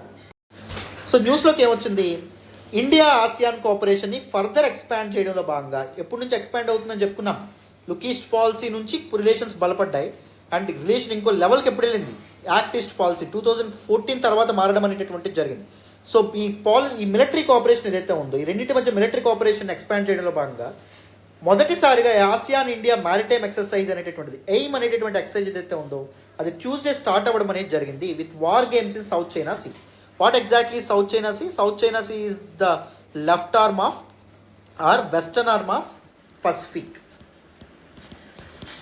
So South China Sea issue కూడా ఉంటుంది. నేను ఒక సెపరేట్ ఎక్స్ప్లెయిన్ వీడియోలో సౌత్ చైనా సీ ఇష్యూ ఏదైతే ఉందో దాని గురించి మాట్లాడతాను. చైనాకి ఈ ఆసియాన్ నేషన్స్లో ఉన్నటువంటి కొన్ని నేషన్స్కి మధ్య ఒక ఇష్యూ ఉంది, సౌత్ చైనా సీ ఇష్యూ అంటాం, దాని గురించి నేను మాట్లాడతాను. సో నావీ చీఫ్ అయినటువంటి admiral R Harish Kumar is సింగపూర్లో ఆయన ఉండడం అనేది జరిగింది for this exercise, as well as to take part in international maritime defence exhibition ఏదైతే ఉందో ఐఎంటెక్స్ 23 దానిలో పార్టిసిపేట్ చేయడానికి ఇంటర్నేషనల్ మ్యారిటైమ్ సెక్యూరిటీ కాన్ఫరెన్స్ సింగపూర్లో జరగనుంది. సో దానిలో కూడా నేను పార్టిసిపేట్ చేయబోతున్నారు. AIM 2023 will provide an opportunity for Indian Navy and ASEAN navies to work together closely and conduct seamless operations in the maritime domain. Maritime డొమైన్లో కలిసి work చేస్తూ Indo Pacific రీజియన్లో ఒక్కరి డామినేషన్ అంటే చైనీస్ డామినేషన్ పెరగకుండా so ఒక సెక్యూరిటీని maintain చేయడం అనేటటువంటిది ఒక లక్ష్యంగా క్లోజ్గా వీళ్ళు వర్క్ చేయడం అనేది జరుగుతుంది. సో నేను ఈ లుకీస్ టాక్టిస్ట్ పాలసీ మీకు అందరికీ చక్కగా చెప్పడానికి అండ్ దాంతోపాటు so the major crux of this article మీకు ఎక్స్ప్లెయిన్ చేయడానికి ఆర్టికల్ని సెలెక్ట్ చేసుకున్నాను. సో కంప్లీట్గా డీటెయిల్డ్గా ఈ ఆర్టికల్ మీకు అర్థమైందని అనుకుంటున్నాను. So this is all about today's the Hindu analysis. So అందరికీ క్లాసులు వస్తున్నాయి అనుకుంటున్నాను. If you want to acknowledge your efforts please do hit that big fat like button. Explanation ఎలా ఉందో కామెంట్ చేయండి. మీ ఫ్రెండ్స్ అండ్ ఫెలో ఆస్పిరెంట్స్కి కూడా మన వీడియోస్ని షేర్ చేయండి. ఓకేనా? Thank you so much for all the support once again నాన్న. బాయ్ అమ్మా.